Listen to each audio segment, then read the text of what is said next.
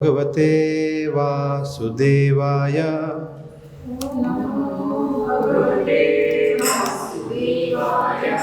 ओम नमो भगवते वासुदेवाय।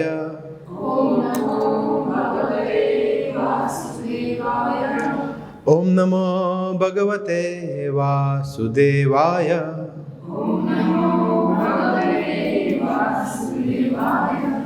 ओम अज्ञानतिमिरान्धस्य ज्ञानाञ्जनशलाकया चक्षुरुन्मिलितं येन तस्मै श्रीगुरुवे नमः। श्रीचैतन्यमनोभीष्टं स्थापितं येन भूतले स्वयं रूप कदा मह्यं ददाति स्वपदान्तिकं। वन्देऽहं श्रीगुरो श्रीयुतापदकमलं श्रीगुरुन् वैष्णवांश्च श्रीरूपं साग्रजातं सहगण रघुनाथान्वितं त्वं सजीवं साद्वैतं सावधूतं परिजनसहितं कृष्ण चैतन्यदेवं श्रीराधा कृष्णपादान् सहगण ललिता श्रीविशाखान्वितांश्च। हे कृष्णा करुण सिंधो दीनबंधो जगत्पते गोपेश गोपिकाकांत राधाकांत नमोस्तुते। तप्त कांचन गौरांगी राधे वृंदावनेश्वरी वृषभानुसुते देवी प्रणमामि हरिप्रिये। वाञ्छाकल्पतरुभ्यश्च कृपा सिन्धुभ्य एव च पतितानां पावनेभ्यो वैष्णवेभ्यो नमो नमः। श्रीकृष्ण चैतन्य प्रभु नित्यानंद श्री अद्वैत गदाधर श्रीवास आदिगौर भक्तवृंद। हरे कृष्णा कृष्णा कृष्णा हरे हरे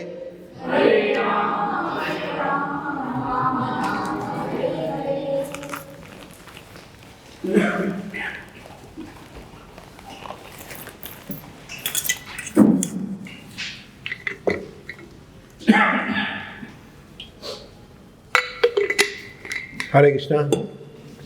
तो बहुत बहुत स्वागत है। तो हम सब आपको गीता गिफ्ट नहीं कर रहे हैं, पढ़ने के लिए दे रहे हैं। तो आप रैपर खोल सकते हैं। गिफ्ट ऑलरेडी आपको मिल चुका है, अभी हमें गिफ्ट करना है in this season of Bhagavad Gita marathon. तो यस, 5वां अध्याय आज हम पढ़ेंगे। मुझे भी एक गीता चाहिए हिंदी में। सो आई थॉट कि हम सब जब हम पढ़ेंगे, छोटा चैप्टर है एक्चुअली है, if I am not wrong second smallest chapter of Gita. सबसे छोटा चैप्टर कौन सा है, किसी को पता है? 15 चैप्टर, ओनली 20 श्लोकास, और उसके बाद ये है 29 श्लोका। 5वां अध्याय मिला आपको? क्या हुआ, प्लास्टिक कवर नहीं खुल रहा है? ओहो हो, खुल गया। Okay yes. सो इसमें आप अभी तक हमने 4 अध्याय की चर्चा की, राइट, जिसमें सबसे पहले हमने फर्स्ट चैप्टर में देखा कि अर्जुन किस तरह भ्रमित हो जाते हैं। अर्जुन कह रहे हैं कि मैं युद्ध नहीं करूँगा। फिर उसके बाद सेकंड चैप्टर में गीता का पूरा सार है, समरी फॉर्म में है, जिसमें भगवान ने हर एक योग पद्धतियों का ट्रेलर दिया है, चाहे वो कर्म योग हो, ज्ञान योग हो, अष्टांग योग हो या फिर भक्ति योग हो। और फिर थर्ड चैप्टर में हमने कर्म योग के बारे में देखा, पर से कर्म योग क्या होता है, निष्काम कर्म योग किसको कहते हैं, वगैरह वगैरह। और फिर फोर्थ चैप्टर में, जो कि लास्ट फ्राइडे हमने देखा था, उसमें हमने देखा था ज्ञान योग। भगवान महिमा बता रहे हैं दिव्य ज्ञान के बारे में, कि जब दिव्य ज्ञान का महत्व क्या है, इस तरह से। तो अगर आपको याद हो तो लास्ट चैप्टर के अंत में अरेज गुरु ने बताया था कि 5वें अध्याय का फर्स्ट श्लोक में अर्जुन इस तरह से प्रश्न पूछते हैं कि मैं क्या करूं। एक तरफ आप बोल रहे हो थर्ड चैप्टर में कर्म करो, फिर फोर्थ चैप्टर में बोल रहे हो कि ज्ञान करो, तो कर्म करूं या ज्ञान प्राप्त करूं, है ना। तो एक तरह से दिखाया है, तो अर्जुन फर्स्ट श्लोक में यहाँ बता रहे हैं। तो in the interest of time मैं पढ़ूंगा, आप सिर्फ रीड करना, ठीक है। I will speak. कुछ संस्कृत श्लोक पढ़ेंगे, सब तो नहीं पढ़ पाएंगे, इतना समय नहीं हमारे पास, वरना संस्कृत के साथ पढ़ने में ज़्यादा आनंद आता है। ठीक है, बट फर्स्ट श्लोक है तो पढ़ सकते हैं। अर्जुन उवाच संन्यासं कर्मणां कृष्ण पुनर्योगं च शंससि यच्छ्रेय एतयोरेकं तन्मे ब्रूहि सुनिश्चितम्।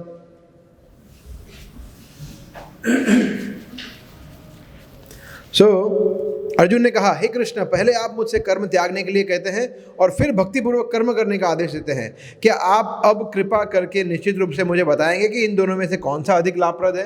क्या करूं, कर्म करूं या कर्म ना करूं, ज्ञान प्राप्त करूं या ज्ञान प्राप्त ना करूं? तो क्लियरली बताइए, ये कंफ्यूजिंग है ऐसा। तो अर्जुन बहुत अच्छे अच्छे प्रश्न पूछते हैं पूरी गीता में। अर्जुन के प्रश्न बहुत ही एकदम सटीक और टू द पॉइंट है, अगर आप पूरी गीता में देखें तो अर्जुन को भगवान जानबूझ के यहाँ पे भ्रमित कर देते हैं कुछ समय के लिए। जैसे यशोदा माता भ्रमित हो गई थी कुछ समय के लिए, जब वो मिट्टी खाई थी, तब बोला ये क्या हो रहा है ना, पूरा ब्रह्मांड देख लिया। तो भगवान अपनी योग माया से अपने भक्तों के साथ ऐसा करते हैं। क्यों? क्योंकि वो लीला कर सके। इन दिस केस क्योंकि भगवान और बोल सके, और बोलना था भगवान को, 5वें अध्याय में बताना था। 5th चैप्टर का बेस बनाने के लिए भगवान ने 3rd और 4th चैप्टर के बाद अर्जुन सीमिंगली कंफ्यूज हो गए, एक्चुअली कंफ्यूज नहीं है ऐसा। फिर 2nd श्लोक में भगवान उत्तर देते हैं और फिर सभी श्लोक कृष्ण ही बोलते हैं। पूरे एक ही श्लोक अर्जुन का है इस चैप्टर में, बाकी सब श्लोक कृष्ण बोलते हैं। श्री भगवान उवाच संन्यास कर्म योगश्च निःश्रेयस करावु भुवो तयोस्तु कर्म संन्यासात् कर्म योगो विशिष्यते। कृष्ण कहते हैं, श्री भगवान ने उत्तर दिया, मुक्ति के लिए तो कर्म का परित्याग तथा भक्तिमय कर्म मतलब कर्मयोग दोनों ही उत्तम है, किंतु इन दोनों में से कर्म के परित्याग से भक्ति युक्त कर्म श्रेष्ठ है। कर्मयोगो विशिष्यते, कर्मयोग ज्यादा इंपॉर्टेंट है। तो देखिए इस अध्याय में आप जहां भी कर्मयोग शब्द का प्रयोग देखेंगे उसका मतलब है भक्ति योग। इस अध्याय में कर्मयोग मतलब किसके लिए कर्म करना है? कृष्ण के लिए, भगवान के लिए कर्म करना, मतलब भक्ति योग हो गया। कर्मयोग है, परंतु जब हम कर्मयोग तो इन सिंपल लैंग्वेज अगर समझे, कर्मयोग कब भक्ति योग में परिपूर्ण होता है? जब हम जो भी कार्य करें उसकी इच्छा, इंद्रियों को जब हम प्रवृत्त करते हैं, वो उसका परिणाम, फल की इच्छा, सब कुछ भगवान को अर्पित है। दैट इज भक्ति योग। कुछ भी हमारे लिए नहीं है, नथिंग इज फॉर अस। इच्छा से लेके परिणाम तक सब कुछ भगवान के लिए है। इच्छा भी भगवान के अनुसार करते हैं, कार्य भी भगवान के अनुसार करते हैं, और उसका रिजल्ट आए वो भी भगवान की इच्छा के अनुसार, वो भी भगवान को ऑफर कर दिया। दैट इज भक्ति योगा। तो ये है कर्मयोग इन प्योर डिवोशनल सर्विस ऐसा। तो इसलिए इस अध्याय का शीर्षक क्या है? कृष्ण भावना भावित कर्म, ऐसा है ना। कर्मयोग कृष्ण भावना भावित कर्म, कृष्ण भक्ति के अनुरूप कर्म। उनको भी एक बुक दीजिए, 5th chapter we are reading. ठीक है, तो भगवान यहाँ पे क्या बता रहे हैं? क्लियरली बता रहे हैं कि नहीं, ऐसा कुछ अलग नहीं है। ज्ञान योग अलग है, कर्म योग ऐसा नहीं है। तो अर्जुन तुम समझे नहीं हो ठीक से। ज्ञान योग जो है वो भी भक्ति योग है, कर्म योग है वो भी भक्ति योग है। जैसे समझिए हम ज्ञान प्राप्त कर रहे हैं मगर वो ज्ञान डल है, मटेरियल है, देन इट इज नॉट भक्ति योगा। परंतु आध्यात्मिक विषय वस्तु में जो ज्ञान है वो भक्ति योग है। सिमिलरली कर्म कर रहे हैं, है ना, कर्म करके हम जा रहे हैं मूवी देखने के लिए, तो गाड़ी चला रहे हैं, तो वो कर्म योग नहीं है, वो कोई कर्म थोड़ी होता। आप अपने लिए रेस्टोरेंट में खाना खाने के लिए जा रहे हैं, जॉब पे जा रहे हैं, मगर जब भगवान जब सेंटर में आते हैं तब वो भक्ति योग हो जाता है। तो कर्म योग और ज्ञान योग दोनों भक्ति योग को लीड कर सकते हैं अगर सेंटर कृष्ण है तो कृष्ण यहाँ पे वो क्लियर करेंगे। ये 5वें अध्याय में पूरा क्लियर कर देंगे कि कर्म योग किस तरह से हम हर एक अपने कर्म को भगवान की योजना या भगवान के लिए प्रवृत्त कर सकते हैं। तो अभी आगे आएगा कर्म संन्यास के बारे में कृष्ण बताएंगे। You can also take a book if you want, right. So इसलिए यहाँ पे कर्म संन्यास, कर्म के परित्याग से, है ना, लिखा है ना, परित्याग, संन्यास नहीं, परित्याग, संन्यास ही ऐसा ही। तो परित्याग नहीं करने के लिए बोल रहे हैं कृष्ण, परित्याग नहीं करना है कर्म का, क्योंकि कर्म का परित्याग इसको कहते हैं आर्टिफिशियल या प्रीमेच्योर रिनाउंसिएशन, अपरिपक्व त्याग। जैसे समझ लीजिए कि इस्कॉन मंदिर में आए, कीर्तन में मजा आ गया, या सन्यासी का कोई लेक्चर सुन लिया, बोला सही बात है, यही सब कुछ है, सब माया है, परिवार को छोड़ दिया, हिमालय चले गए, तो ये अपरिपक्व त्याग है। This is not what Krishna asking us to do. भगवान ये नहीं कह रहे हैं। इसलिए जब हम पूर्णतः हमारा हृदय शुद्ध नहीं है और उसके पूर्व त्याग कर देते हैं तो वो त्याग जो है वो अपरिपक्व ही होता है। First we have to purify ourselves, पहले अपने आप को शुद्ध करना पड़ेगा, फिर हम कर्मों का त्याग, क्योंकि हमें पता लगे क्या कर्मों का त्याग करना है क्या नहीं करना है।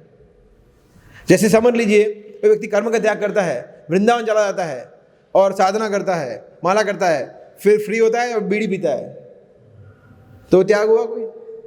जो त्याग करना है उसका त्याग किया नहीं है, और जो नहीं करना है उसका त्याग कर दिया। तो इसलिए किसका त्याग करना है, किससे वैराग्य प्राप्त करना है, ये बहुत इंपॉर्टेंट है समझना। ऐसा ठीक है। थर्ड श्लोक का अनुवाद पढ़ते हैं। कृष्ण कहते हैं, इनको भी बुक दीजिए, जो भी आए उनको एक बुक देते रहिए। जो पुरुष न तो कर्म फलों से घृणा करता है और न कर्म फल की इच्छा करता है वह नित्य सन्यासी जाना जाता है। हे महाबाहु अर्जुन, ऐसा मनुष्य समस्त द्वंद्वों से रहित होकर भव बंधन को पार कर पूर्णतया मुक्त हो जाता है। या तो भगवान क्या बता रहे हैं, मुक्ति की परिभाषा दे रहे हैं कि मुक्ति किसको कहते हैं, right. So basically in general देखा जाए तो ऐसा है कि जो व्यक्ति भगवान, जैसे मैंने बताया, भगवान के लिए इच्छा करता है, भगवान के लिए कर्म करता है और कर्म फलों को भी भगवान को ऑफर कर देता है, दैट इज प्योर डिवोटी, वो शुद्ध भक्त है और वो मुक्त ही है। जैसे एक हमारे आचार्य बताते हैं, रूप गोस्वामी भक्ति रसामृत सिंधु में, इहा यस्य हरेर दासे कर्मणा मनसा गिरा निखिलासु अपि अवस्थासु जीवन मुक्त स उच्यते। कि जो व्यक्ति मन कर्म मनसा कर्मणा गिरा, मनसा कर्मणा मनसा गिरा, कर्म मतलब कर्म से, मन मतलब मन से, और गिरा मतलब शरीर से। मन से, शरीर से, वचन से, किसी भी तरीके से जब व्यक्ति भगवान की सेवा में संयुक्त हो जाता है हर एक तरीके से, तब वो जीवन मुक्त है, तो ऑलरेडी जीते जी मुक्त है वो। मतलब मुक्ति का मतलब ऐसा नहीं कि आप हमें देने के लिए अभी प्लेन आएगा कोई बड़ा सा, बोला आ जाओ अभी आप मुक्त हो गए, ऐसा नहीं है। मुक्ति मतलब यहाँ पे भौतिक जगत में रहते हुए भी व्यक्ति मुक्त हो सकता है। आगे बताएंगे किस तरह से हो भगवान इसी चैप्टर में। सेकंड चैप्टर में भी ऑलरेडी बता चुके थोड़ा बहुत, थर्ड चैप्टर में थोड़ा बताया है, फिफ्थ चैप्टर में फिर से बताएंगे भगवान इसके बारे में कि मुक्ति इन द सेंस जो भौतिक दूषण है, मटेरियल कंटामिनेशन, उससे मुक्ति प्राप्त करना, दैट इज रियल मुक्ति। जैसे सिंपल लैंग्वेज, हमारे जो 6 अनर्थ है, काम क्रोध लोभ मोह मद मात्सर्य, उससे मुक्त होना, वो है रियल मुक्ति। जैसे समझ लीजिए कोई व्यक्ति, अभी हमने एग्जाम्पल लिया कि वृंदावन में चला जाता है, वहाँ जाके वो वही सोचता है कि मैं बिजनेस कैसे बढ़ाऊँ, या मैं सिगरेट पी रहा हूँ, बीड़ी पी रहा हूँ, तो वो मुक्त थोड़ी है। भले वो वृंदावन में रह रहा है, फिर भी वो कोई काम का नहीं है उसका मुक्ति। उससे बेटर कि जैसे प्रभुपाद वृंदावन में नहीं रहे, वृंदावन छोड़ दिया उन्होंने, परंतु वो हर एक क्षण कहीं भी रहे 100% लिबरेटेड थे वो। That is the best example of मुक्तात्मा प्रभुपाद। ऐसा क्योंकि कर्म जो है, हम कोई भी कर्म करें, वो कर्म या तो हमें मुक्ति दिलाएगा या हमें बंधन में डालेगा, राइट। कर्म करेंगे तो उसका कुछ ना कुछ परिणाम मिलेगा ही। कर्म करेंगे तो विदाउट रिजल्ट्स, तो कर्म का रिजल्ट तो कुछ ना कुछ तो आएगा।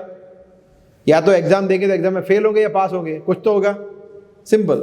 तो दैट वेज अगर व्यक्ति अपने खुद के लिए कार्य करता है तो वो बंध जाता है पाप पुण्य में, सकाम कर्म में, विकर्म में। पर जब अकर्म करता है, या जब वो भगवान के लिए कार्य करता है, तो वो मुक्त हो जाता है। ऐसा okay. So we will read 4th and 5th shloka together.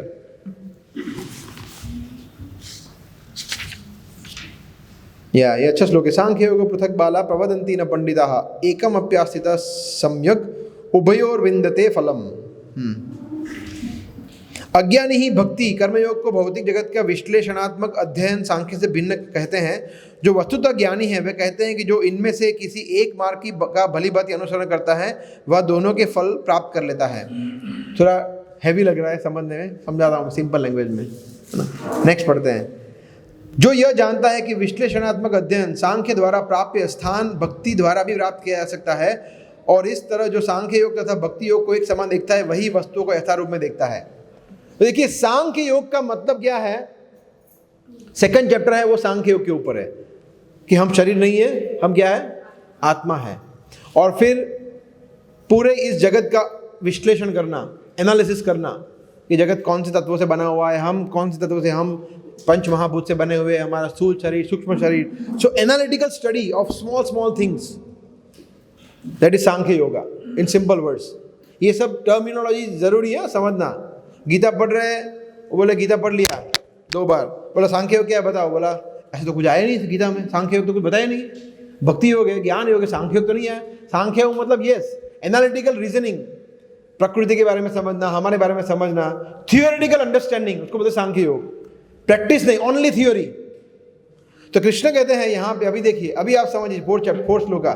Krishna कहते हैं कि जो समझते हैं कि अज्ञानी ही ऐसा बोलते हैं कि भक्ति और सांख्य योग अलग अलग है, भिन्न है, नहीं, एक ही है।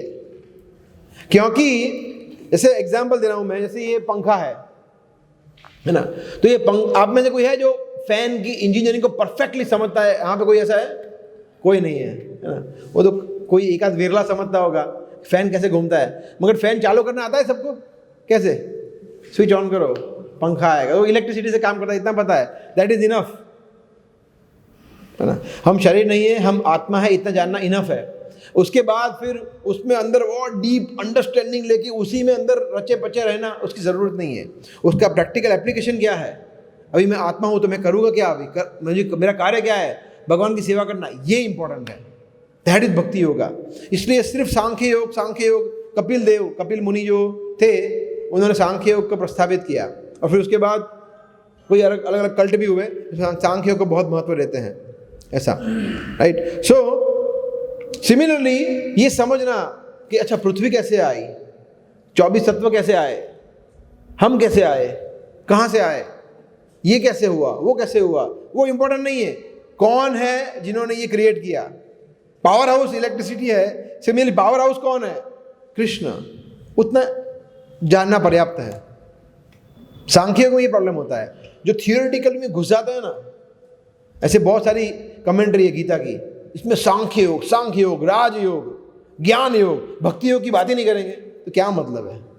Useless, these are like completely useless Gita, जिसमें भक्ति योग की भगवान स्वयं बोल रहे हैं कि सबसे बड़ा योगी कौन है? भक्ति योगी है।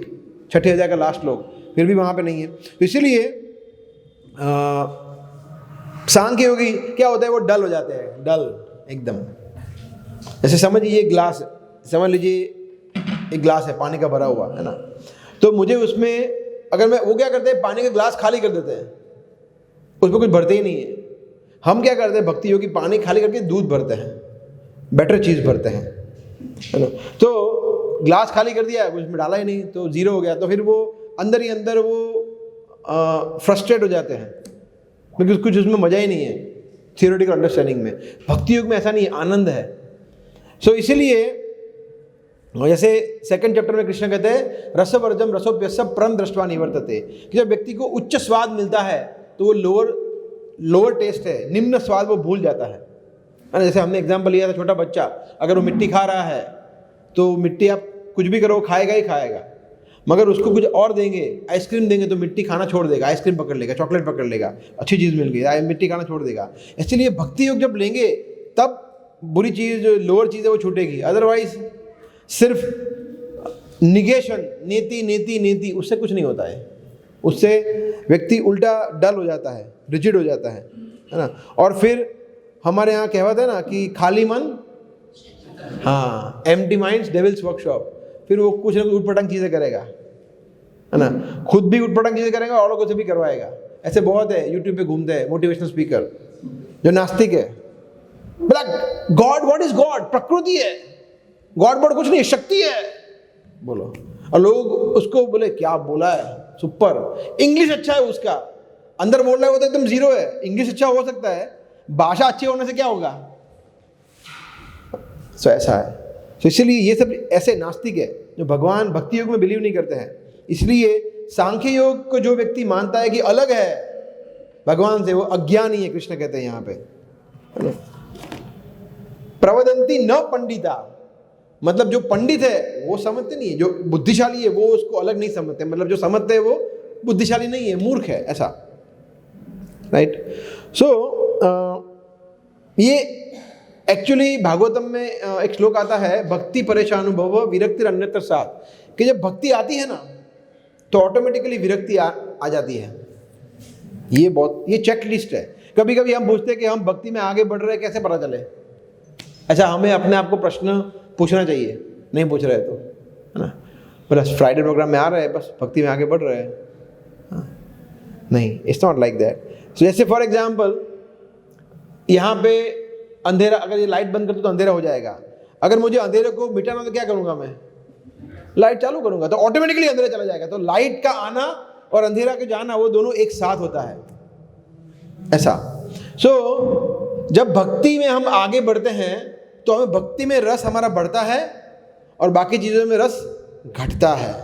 विरक्ति, भक्ति पर ईशानुभव विरक्ति अन्यत्र स्यात्, बाकी चीज़ों में विरक्ति आ रही है नहीं आ रही है? बॉलीवुड के गाने अभी भी अच्छे लग रहे हैं, राहुल गांधी नरेंद्र मोदी की पॉलिटिक्स में इंटरेस्ट ले रहे हैं, फुटबॉल में क्रिकेट में इंटरेस्ट ले रहे हैं, बढ़ रहा है घट रहा है, वो हमारा पैरामीटर है। अगर सेम टू सेम है तो भक्ति में आगे नहीं बढ़ रहे हैं हम, भले ही हम 16 माला तक पहुंच जाए। कुछ लोग ऐसे 16 माला कर रहे हैं, इतने सारे से मूवी देखने जाते हैं, तो क्या बात है। So it is really shocking to us कि जो इन लोगों ने आईडीसी कोर्स करे, जो दीक्षा लेने वाला है वो मूवी देखने जा रहा है। अभी मैं देख रहा था 1-2 दिन पहले, I was shocked. That is not, वो भक्ति में फिर आगे नहीं बढ़ रहे हम, है ना। जैसे हाथी, उसको बोलते हाथी का स्नान। हमने उदाहरण पहले लिया था कि हाथी क्या करता है, जाता है स्नान करता है, बोला मजा आ गया, फिर क्या करेगा, वापिस बोला ये मिट्टी वापिस डालेगा अपने आप, तो वो थोड़ी ऐसा चलेगा, राइट। सो और ये कब होगा पता है? जब हम सिंसियरली माला का जप करेंगे तब होगा। चेतो दर्पण मार्जनम, जब हम सिंसियरली हरिनाम का जप करेंगे तो हरिनाम हमें हेल्प करते हैं, क्योंकि वो साक्षात भगवान कृष्ण स्वयं है। सो और हमारा क्या प्रॉब्लम है एक्चुअली, हमारे लिए चैंटिंग सबसे लो प्रायोरिटी है, लीस्ट प्रायोरिटी है। बोले यार बहुत पूछते हैं ये लोग, माला का जप शुरू किया नहीं किया, हर बार फ्राइडे प्रोग्राम में जाके यही टेंशन है, क्या करूँ, अभी भी 2 पे अटका हुआ, वही चीज़ पूछेंगे वापिस जाऊँगा तो। ये इससे हमें स्ट्रेस आता है। एक्चुअली हरिनाम आनंद का वस्तु, आनंद का साधन है, हमें वो स्ट्रेस दे रहा है। सोचिए हम कितने दुर्भाग्यशाली है। जो चीज़ परम आनंद है, आनंदाम बुद्धिवर्धनम प्रतिपदम, हम रोज़ गाते हैं, वो चीज़ हमें स्ट्रेस देती है। इसी की वजह से हम भक्ति में आगे नहीं बढ़ पाते हैं। जब हम मन से सेल्फ इंस्पायर्ड होके माला का जप बढ़ाएंगे, अच्छी तरह से माला का जप करेंगे, तो ऑटोमेटिकली भक्ति में सुपर स्पीड से आगे बढ़ेंगे। सबसे इम्पोर्टेंट क्या, हरिनाम। इसीलिए भक्ति में शास्त्र पढ़ने से भी इम्पोर्टेंट है, शास्त्र पढ़ने से भी। आप बोलेंगे क्या बात करें, गीता से भी इम्पोर्टेंट है? यस, गीता से भी इम्पोर्टेंट है। उसका मतलब ये नहीं गीता नहीं पढ़ना है, हरिनाम के साथ भी वो भी करना है, बट सबसे पहला चीज़ क्या है, हरिनाम का जप करना, ऐसा। उसी के कभी कभी लोग बोलते हैं कि मगर हरिनाम का जप कर रहे व्यक्ति पाप कर रहा है, उसके साथ साथ ये भी कर रहा है ना, मुख में राम और क्या है, बगल में छुरी, तो ये अच्छा है या बुरा है? क्या लगता है आपको? बुरा है, इट्स नॉट सो बैड। मुख में राम बगल में छुरी, जब मुख में और राम आएगा तो छुरी ऑटोमेटिकली गिर जाएगी बगल से। अभी तो हमारे सबकी बगल में छुरी है ही, दिख नहीं रही है। हम सब एकदम साधु महात्मा कोई नहीं है, सब एकदम राक्षसी है, मगर राम नाम लेने से, कृष्ण नाम लेने से धीरे धीरे धीरे वो छुरी गिर जाएगी। इसलिए वो कंटिन्यू रखना है। बगल में छुरी बाय डिफॉल्ट सबको दी हुई है, भौतिक जगत में आते हैं तो, है ना। सब अंदर से सब राक्षसी है, सब आसुरी प्रवृत्ति है, सब तमोगुणी है, रजोगुणी है। बट धीरे धीरे हरिनाम का जप करने से धीरे धीरे हम सत्व और शुद्ध सत्व पे अपलिफ्ट होते हैं, ऐसा। सॉरी थोड़ा ज़्यादा समय ले लिया, बट ये इंपॉर्टेंट था। ओके, 5.67 हम साथ में पढ़ेंगे। भक्ति में लगे बिना केवल समस्त कर्मों का परित्याग करने से कोई सुखी नहीं बन सकता, परंतु भक्ति में लगा हुआ अविचारवान व्यक्ति शीघ्र ही परमेश्वर को प्राप्त कर लेता है। 7th, हाँ ये मेरा फेवरेट है, वन ऑफ द फेवरेट। योग युक्त विचिदात्मा विजितात्मा जितेंद्रिय सर्वभूतात्मा भूतात्मा कुर्वन्नपि न लिप्यते। जो भक्ति भाव से कर्म करता है, जो विशुद्ध आत्मा है और अपने मन तथा इंद्रियों को वश में रखता है, वह सबों को प्रिय होता है और सभी लोग उसे प्रिय होते हैं। ऐसा व्यक्ति कर्म करता हुआ कभी नहीं बदता। ये है 7वें श्लोक पे हम चर्चा करेंगे थोड़ा 2 मिनट। यहाँ पे एक आगे बढ़े हुए भक्ति कुछ लक्षण बताए गए हैं। क्या क्या है पढ़िए। सबसे पहला क्या है? योग युक्त है। फिर क्या है? विशुद्ध आत्मा। फिर विजित आत्मा और जितेंद्रिय, है ना। तो ये 3-4 अलग अलग योग युक्त मतलब वो भक्ति में लगा हुआ है, मगर उसकी लक्षण क्या क्या है?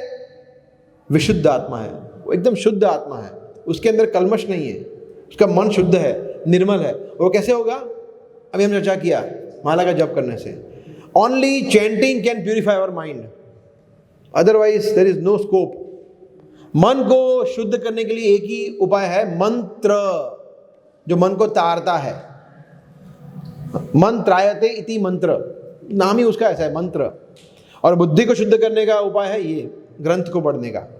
तो हमें मन भी शुद्ध करना है, बुद्धि भी शुद्ध करनी है। जो हमारा आवरण है, मन बुद्धि अहंकार से हम बने हुए हैं, सूक्ष्म शरीर, शुद्ध करने का है। मन को मंत्र से करो इसको, इसलिए चैंटिंग एंड रीडिंग, श्रवण और कीर्तन दोनों इसलिए इंपॉर्टेंट है, इसलिए मन और बुद्धि शुद्ध होता है। तो विशुद्ध आत्मा इस तरह से होता है। फिर विजित आत्मा, कॉन्करर ऑफ, उसके माइंड पर विजय पा लिया है। तो पहले विशुद्ध आत्मा का मतलब प्रभुपाद ने बताया इंटेलिजेंस, जिसकी बुद्धि शुद्ध हो जाती है, ऐसा बताया ना। ट्रांसलेशन क्या है? शुद्ध आत्मा, हाँ, विजित आत्मा, आत्म संयमी।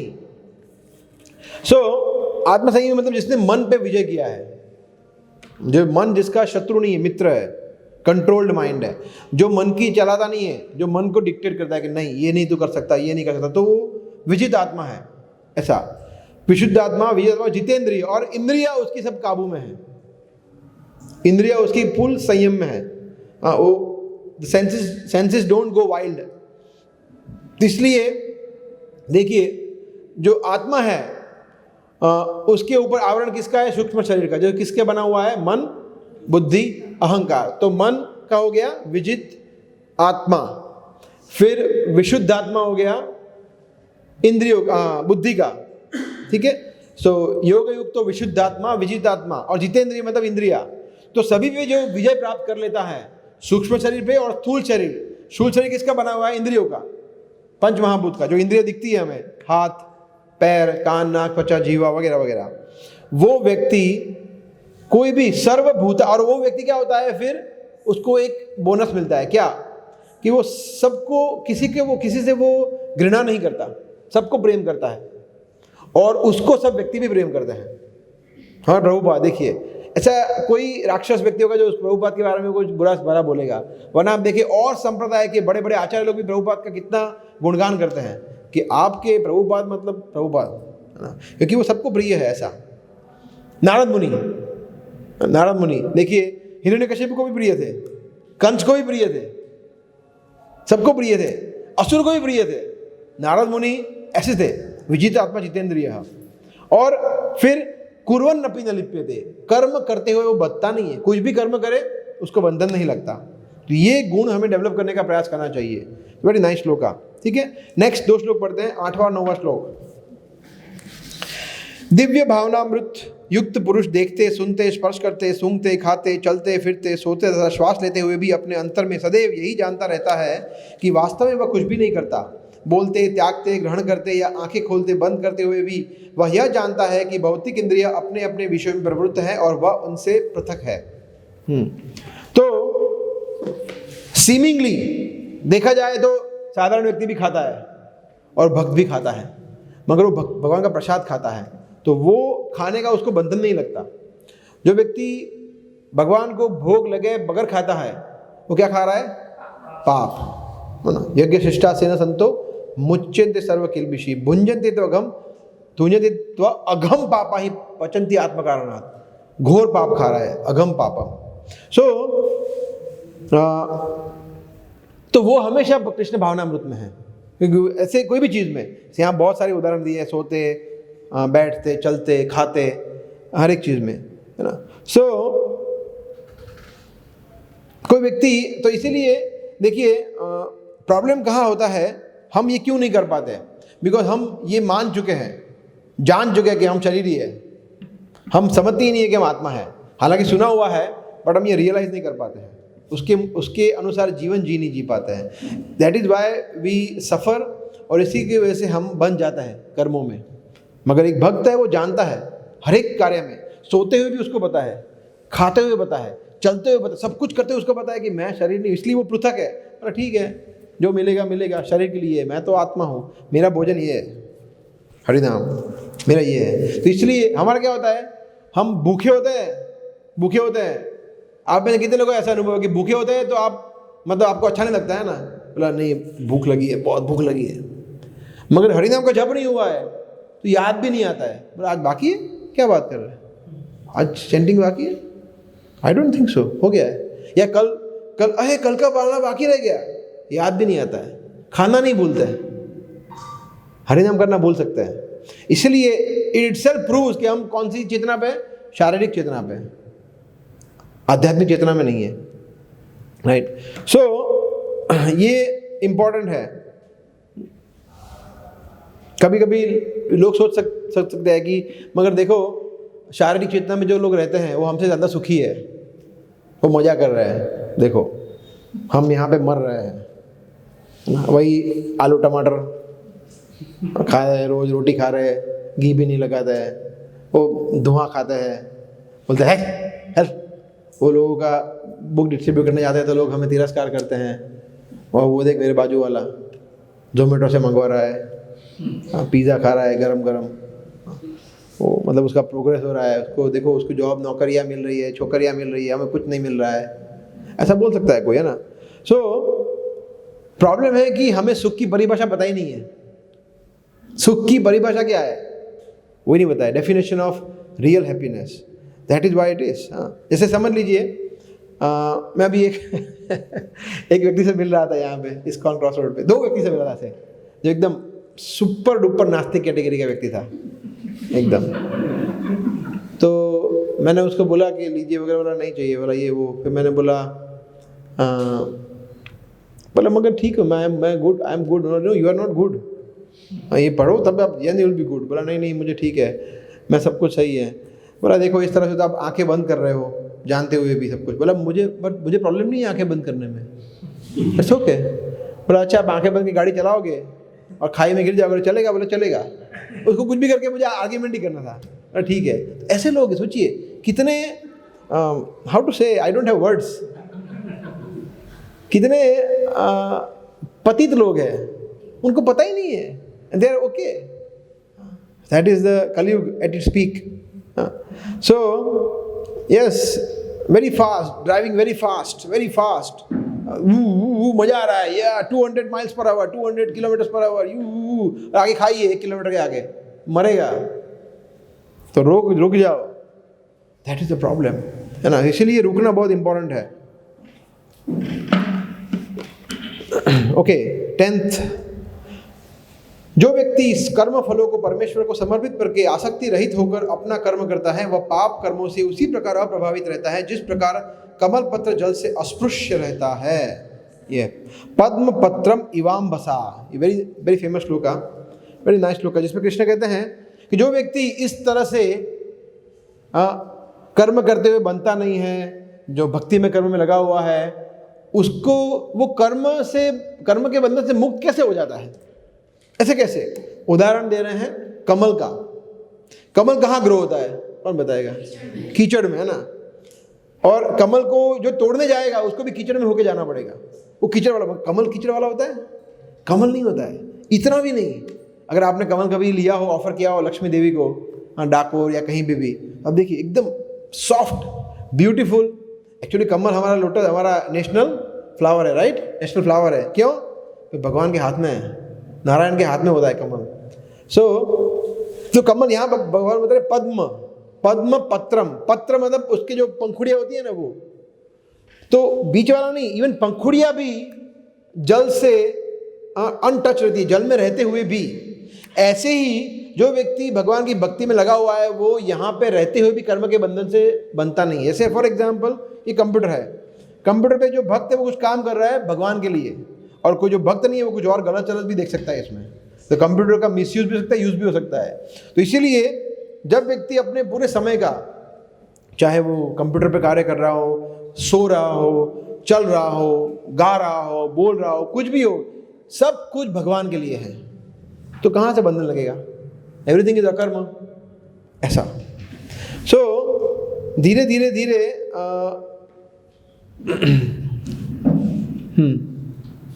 जैसे और जो भक्त होता है वो हमेशा भगवान को समर्पित होता है। जैसे ये उदाहरण है इंद्र यज्ञ का, गोवर्धन पूजा में, है ना। तो क्या हुआ कि ये बहुत समय से प्रथा आ रही थी, बोला गया तो करना ही पड़ेगा। भगवान ने बोला नहीं, नहीं करना है, तो बोला ठीक है, नहीं करते हैं। और फिर क्या हुआ, इंद्र को बहुत क्रोध आ गया, है ना।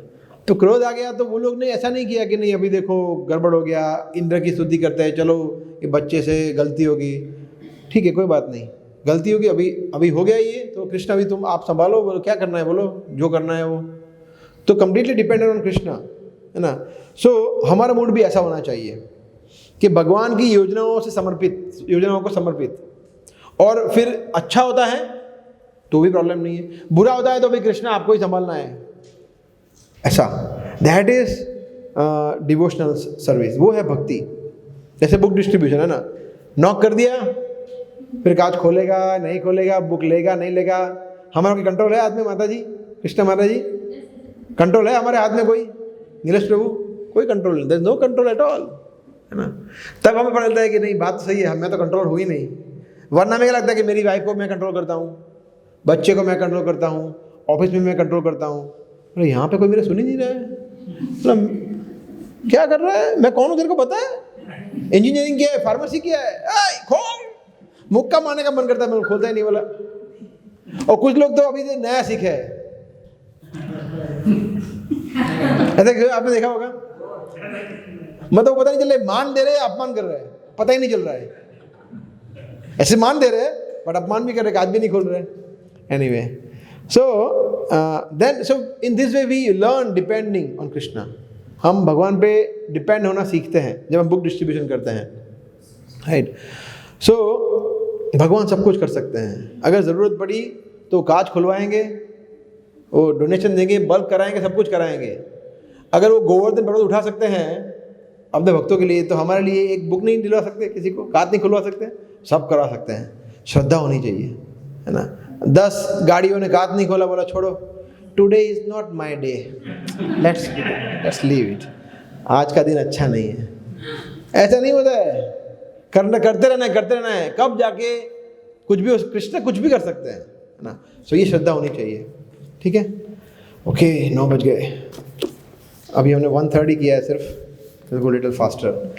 11 श्लोका काय, okay no not Sanskrit, sorry.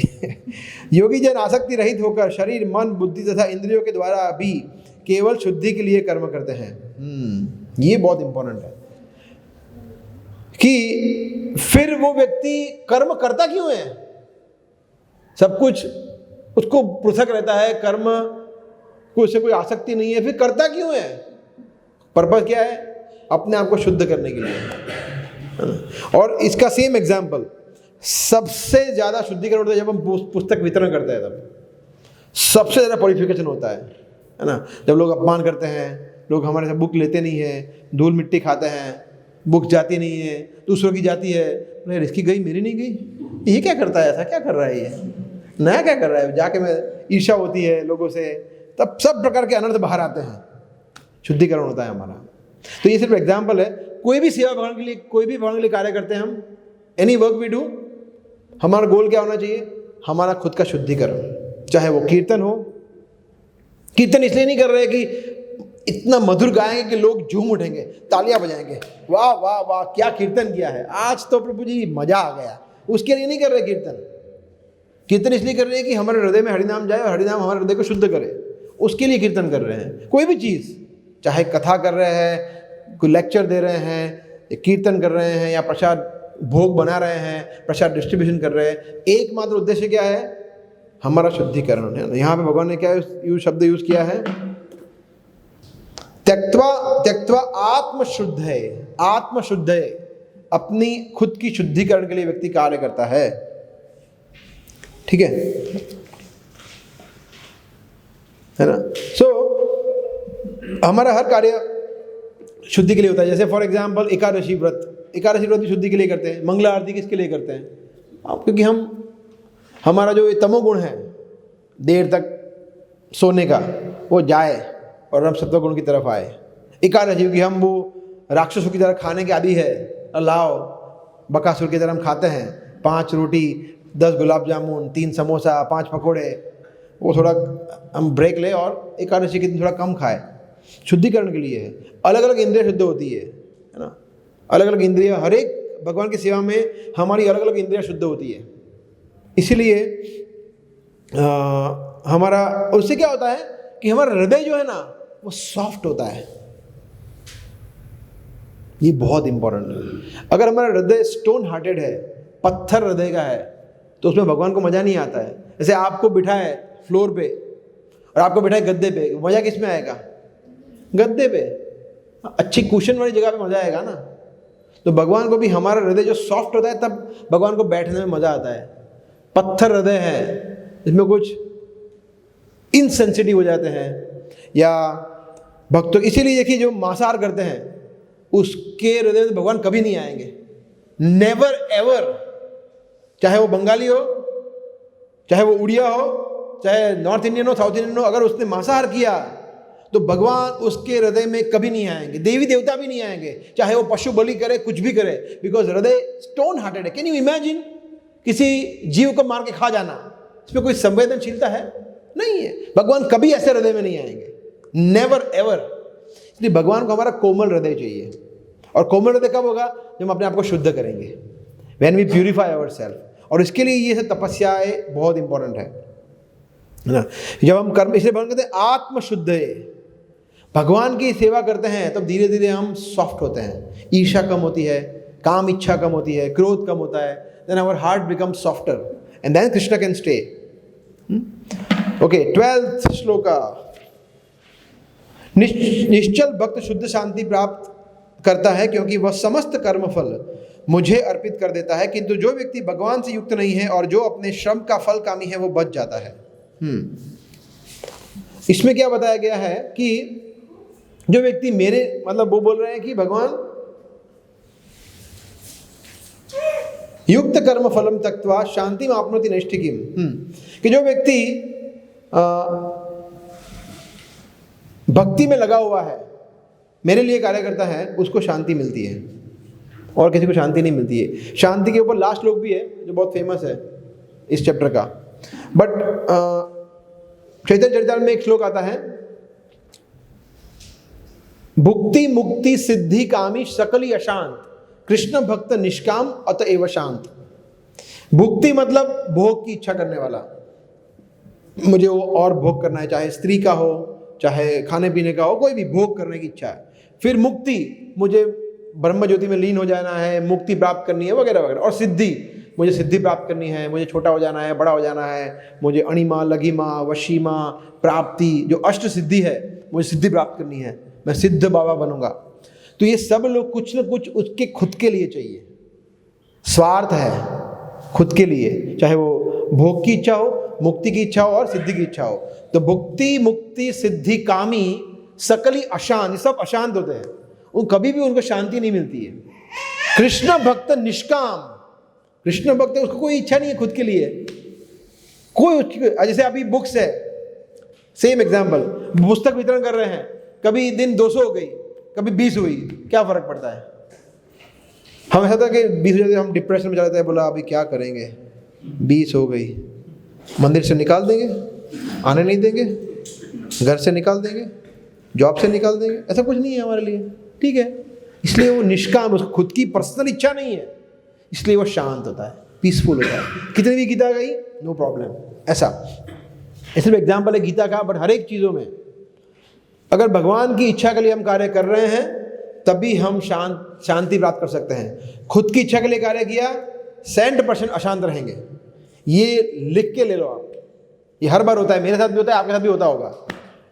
जब हम खुद के लिए कार्य करते हैं तो हम क्या करते हैं, हम जब सफलता मिलती है तब ऊपर चढ़ जाते हैं, और निष्फलता है तो फिर पाताल में भूगर्भ में चला जाता है, बोला क्या हो गया मेरे साथ।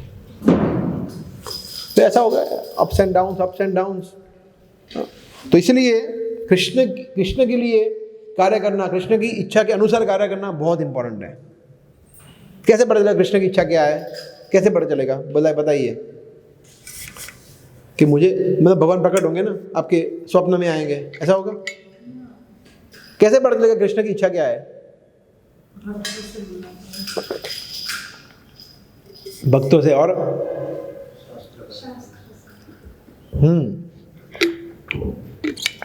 गुरु, साधु, शास्त्र, 3 चीजें हैं। गुरु बताते हैं, शास्त्र बताता है और भक्त बताते हैं। गुरु, साधु, साधु मतलब भक्त। ये 3 मेन सोर्स है कोई भी ज्ञान के। गुरु, तभी तो आप गुरु मतलब प्रभुपाद समझ लीजिए आपके लिए अभी फिलहाल। और साधु, साधु मतलब भक्त, जो हमारे भक्तगण हैं, वरिष्ठ भक्त है, हमारे पीयर्स है। और शास्त्र, गीता, भागवतम, ये हमें बताते हैं क्या करना चाहिए, क्या नहीं करना चाहिए, राइट। सो जब व्यक्ति भक्त बनता है तो उसके साथ कुछ भी हो वो कुछ फर्क नहीं पड़ता है। जैसे फॉर एग्जाम्पल वो कहीं भी बैठा हुआ है, उसका काम हो रहा है और नहीं हो रहा है भी उसको पता नहीं। जैसे फॉर एग्जाम्पल समझ लीजिए जो एक बहुत बड़ा बिजनेसमैन है ना, एक अच्छा बिजनेसमैन तब माना जाता है जब उसकी प्रेजेंस के बगैर भी बिजनेस चले, राइट? ऐसा ही है ना, तब वो स्मार्ट है, नहीं तो वो पागल है, उसको रहना ही पड़ेगा तभी चलेगा। तो वो बिजनेस मॉडल अच्छा नहीं है। जब वो कहीं पे घूमने जा रहा है, यूरोप में बैठा है, वहाँ पे सो रहा है, फिर भी पैसे आ रहे हैं, मतलब वो अच्छा बिजनेसमैन है, उसने अच्छा बिजनेस सेट करके रखा है कि उसकी प्रेजेंस हो ना हो बिजनेस चल रहा है। भक्त के साथ भी ऐसा ही होता है, वो कुछ भी करे उसका सेवा चल रहा है। वो शांत है, पीसफुल है, that is devoted, that is भक्त। और उसके साथ भक्त ये भी समझता है कि उसके साथ कुछ घटनाएं होती है ना, तो वो समझता है कि ठीक है भगवान बहुत दयालु है कि भगवान ने कम में निपटा दिया। एक बार एक सन्यासी हमारे बता रहे थे, I don't remember who, but he was telling, बहुत अच्छा उदाहरण उन्होंने दिया था कि जब हमारे साथ कुछ बुरा होता है तो हमें ये सोचना चाहिए कि देखो मैं आपके सर पे, समझ लीजिए 2 ऑप्शन दे रहा हूँ मैं, क्या पसंद करेंगे आप? आपके सर पे 5 किलो का एक पत्थर गिर जाए या 5 किलो की रुई गिर जाए, क्या पसंद करेंगे? दोनों 5 किलो है, सेम वेट, रुई से कुछ होगा? कुछ नहीं होगा। ओह क्या हुआ, आपको खाली झटका लगे, मगर पत्थर गिरने के बाद तो सर फूट सकता है ना। दोनों 5 किलो है, मगर भगवान ने वो पत्थर को रुई बना दिया। ऐसा तो भगवान हमारे दुख को बहुत छोटा बना देते हैं, मगर हमें बड़ा लगता है, वो हमारा दुर्भाग्य है, हम उसको बहुत बड़ा गिनते हैं। और सुख देते तो बोला इतना ही दिया, मैं तो और मुझे रिजर्व करता हूँ, मैं इतना ही दिया बस, सैलरी सिर्फ 10% ही राइज मिला आपको, मुझे बस, तेरे को इतना भी नहीं मिलना चाहिए था, तेरे को फायर करने वाले थे, तो बच गया ही बहुत है, भगवान ऐसा सोचता है। एनीवे, सो 13 श्लोका। जब देहधारी जीवात्मा अपनी प्रकृति को वश में कर लेता है और मन से समस्त कर्मों का परित्याग कर देता है, तब वो 9 द्वारों वाले नगर भौतिक शरीर में बिना कुछ किए कराए सुख पूर्वक रहता है। 9 द्वारे पुरी, वही है ना श्लोक? हाँ। सो हमारा 9 द्वारों वाला मतलब हमारे 9 द्वार है हमारे शरीर में, है वो पर्पट में आप पढ़ लेना। तो तब वो शांतिपूर्वक रहता है। भगवान क्या कह रहे हैं कि जब व्यक्ति अपनी प्रकृति को वश में करता है और मन से समस्त कर्मों का परित्याग कर देता है, खुद के लिए नहीं करता है, वो सिर्फ भगवान के लिए करता है, तब वो शांति से रह सकता है। बार बार भगवान यहाँ पे एक चीज़ बता रहे हैं कि अगर आपको पीस चाहिए तो ये करना पड़ेगा, मेरे लिए कार्य करो, भक्तिमय कर्म करो। तो ये चैप्टर का समरी क्या है? अगर हमें शांति चाहिए, सुख चाहिए, आध्यात्मिक सुख चाहिए, तो हमें भगवान के लिए कार्य करना पड़ेगा, नहीं तो हम फिर दुखी रहेंगे। बट हमारा क्या होता है, प्रॉब्लम होता है कि हमारा उल्टा होता है। हमारा थोड़ा सा हमारे साथ प्रॉब्लम होता है ना, समझ लीजिए सर दुख रहा है, तो सबसे पहले हम क्या करेंगे बताएं? आज बहुत सर दुख रहा है, आज माला का जप नहीं हो पाएगा, कैसे करूँगा? बाजू में पिज़्ज़ा है, पिज़्ज़ा खा लूँगा, चलेगा, पिज़्ज़ा तो अच्छा लगेगा थोड़ा। ये हमारा है स्थिति। हमारे हेल्थ के साथ कुछ भी होता है, सबसे पहले कॉम्प्रोमाइज़ कहाँ पे जाता है? भक्ति में। सबसे पहला compromise easiest thing to compromise in bhakti. आज बहुत थक गया हूँ, फ्राइडे प्रोग्राम में नहीं जाता हूँ, चलेगा, घर में बैठते आराम करता हूँ, IPL देखता हूँ, थोड़ा एंटरटेनमेंट मिलेगा, अच्छा लगेगा, या व्हाटएवर। तो ये है प्रॉब्लम हमारे साथ। इसलिए the easiest thing to compromise for us is भक्ति,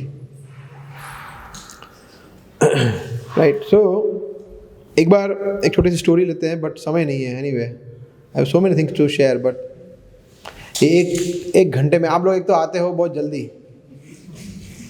है ना। 8:20 को सिर्फ 5 लोग बैठे थे, क्या करें। I wanted to start 8:10, but 8:10 nobody was there except Ankur Prabhu and me. तो इसलिए फिर हम क्या करें, फिर हम मुझे 10 बजे तक खींचना भी नहीं होता है, फिर that is also not good. Please try करिए, जल्दी आइए ऐसा। Anyway, so we will skip so many things. एक बार एक एग्जाम्पल लेता हूँ। एक व्यक्ति था, हमारा क्या होता है, हम लोग फंसे रहते हैं द्वंद्वों में, अच्छा बुरा, अच्छा बुरा, अच्छा बुरा। ये प्रॉब्लम है हमारे साथ, because we work for our self. ऐसा जैसे समझ लीजिए, एक व्यक्ति था, वो एक फ्रेंड के घर पे गया, तो दूसरे फ्रेंड को बता रहा था कि मैं मेरे फ्रेंड के घर पे गया, तो अनफॉर्चुनेटली वो घर पे नहीं था, बट फॉर्चुनेटली फिर मुझे पता चला कि सामने भी मेरा फ्रेंड रहता है, मैं वहाँ चला गया। अनफॉर्चुनेटली फिर मैं वहाँ पे जैसे दरवाज़ा खोला, मैं गिर गया, बट फॉर्चुनेटली उसने मुझे पकड़ लिया, मुझे लगी नहीं। मगर फिर मैं अंदर गया तो अनफॉर्चुनेटली वापस गिर गया, इस बार लगी। बट अनफॉर्चुनेटली उसके बाजू में डॉक्टर रहता था, तो वो आ गया, तो उसको फ़ोन किया, बट अनफॉर्चुनेटली वो था नहीं, बट फॉर्चुनेटली उसकी वाइफ भी डॉक्टर थी, तो वो आ गई। बट अनफॉर्चुनेटली उसने चेक किया, सब कुछ किया, उसने पैसे मांगे, मुझे लगा फ्री में देगा, पैसे मांगे तो 500 रुपये मांगे, बट फॉर्चुनेटली मेरे पास थे, बट अनफॉर्चुनेटली मेरे पास सिर्फ 300 ही थे, तो मैंने उसको दिए। बट फॉर्चुनेटली मेरे फ्रेंड ने 200 रुपये दिए, बट अनफॉर्चुनेटली मुझे उसको वापस देने पड़ेंगे। तो ये चलता रहता है हमारे साथ, फॉर्चुनेटली अनफॉर्चुनेटली, फॉर्चुनेटली अनफॉर्चुनेटली, है ना। So this is our problem. Unfortunately हम लोग इस भौतिक जगत में है, बट फॉर्चुनेटली हमें मनुष्य शरीर मिला है, राइट। अनफॉर्चुनेटली बट हमने उसको वेस्ट कर दिया इतने साल, बट फॉर्चुनेटली अब इस्कॉन से जुड़े हुए हैं, प्रभुपाद के शेल्टर में है ना।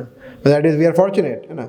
बट अनफॉर्चुनेटली हमें पता है कि हमारा सिचुएशन क्या है, माला में, रीडिंग में, रेगुलर आने में हमें पता है, किसी को बोलने की ज़रूरत नहीं है। So that is unfortunate.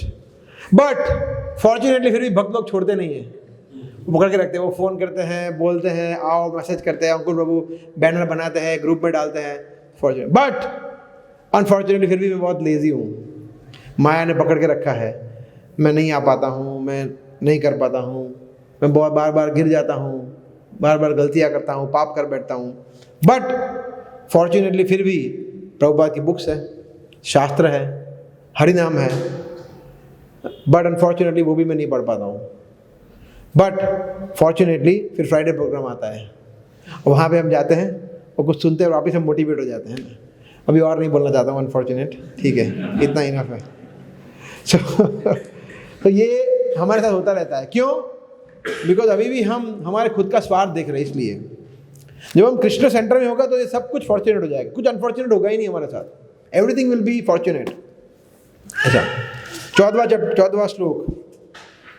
शरीर रूपी नगर का स्वामी देहधारी जीवात्मा न तो कर्म का सृजन करता है, न लोगों को कर्म करने के लिए प्रेरित करता है, न ही कर्म फल की रचना करता है। यह सब तो प्रकृति के गुणों द्वारा ही किया जाता है। तो यहाँ पे कृष्ण बता रहे हैं डूअर्स, कर्ता के बारे में बता रहे हैं। कर्ता कौन है? कर्ता एक्चुअली 3 कर्ता होते हैं। 3 कर्ता, बहुत पहले मैंने एक वीडियो बनाया था इसके ऊपर। 3 कर्ता होते हैं। एक होते हैं हम खुद, एक होते हैं प्रकृति, एक होते हैं भगवान। 3 कर्ता होते हैं ये, राइट। बट मेजरली कर्ता कौन होती है? प्रकृति होती है। वो हमें सब करवाती है, हमसे सब कुछ हमसे करवाती है। यहाँ भगवान बता रहे हैं कि प्रकृति के गुणों में आके वो सब कुछ करता है। इसलिए प्रकृति के गुणों को ऊपर जाना, प्रकृति के गुणों को लांघना, ये भगवद गीता की शिक्षाएं हैं। सगुणान समतीते अयतान ब्रह्म भूयाय कल्पते, आगे बताएंगे भगवान 14 चैप्टर में, 18 चैप्टर में, राइट। सो भगवान हमारे भगवान कुछ कार्य में इंटरफियर नहीं करते। मेनली कार्य कौन करता है? हम करते, प्रकृति करती है। प्रकृति हमें बना के देती है, बोला ले लो करो। फिर हम उससे प्रकृति हमें फ़ोन देती है, बोला ये फ़ोन है, जो करना है करो। फिर जो भी अच्छा या बुरा कार्य करेंगे वो हम ही करेंगे ना, भगवान थोड़ी करेंगे। भगवान सैंक्शन करेंगे, ठीक है कर लो तो कर लो। जैसे फॉर एग्जांपल प्रभुपाद उदाहरण देते एक न्यूयॉर्क में एक लेक्चर में कि एक बार एक चोर था, उसने भगवान को प्रार्थना किया कि हे भगवान, चोर क्या प्रार्थना करेगा, अच्छा चोरी करना है, एक अच्छा सा घर सजेस्ट करो ना, एक बढ़िया सा, एक बहुत टाइम से रॉबरी नहीं किया है, एक घर को लूटना है, घर दिखाओ। तो भगवान बोलेंगे कि मत कर, क्या कर रहा है, गलत है। फिर भी वो करेगा तो भगवान ने करवाया, उसने किया, उसको भुगतना पड़ेगा। भगवान ने बोला मुझे भगवान ने प्रेरित किया, नहीं, ऐसा नहीं है। इसलिए जो भी गलत कार्य करते हैं वो हमारी वजह से हो रहा है, तो हमें सफ़र करना पड़ेगा ऐसा। तो करता यहाँ पे प्रकृति और हम है बेसिकली, यहाँ भगवान बता रहे हैं।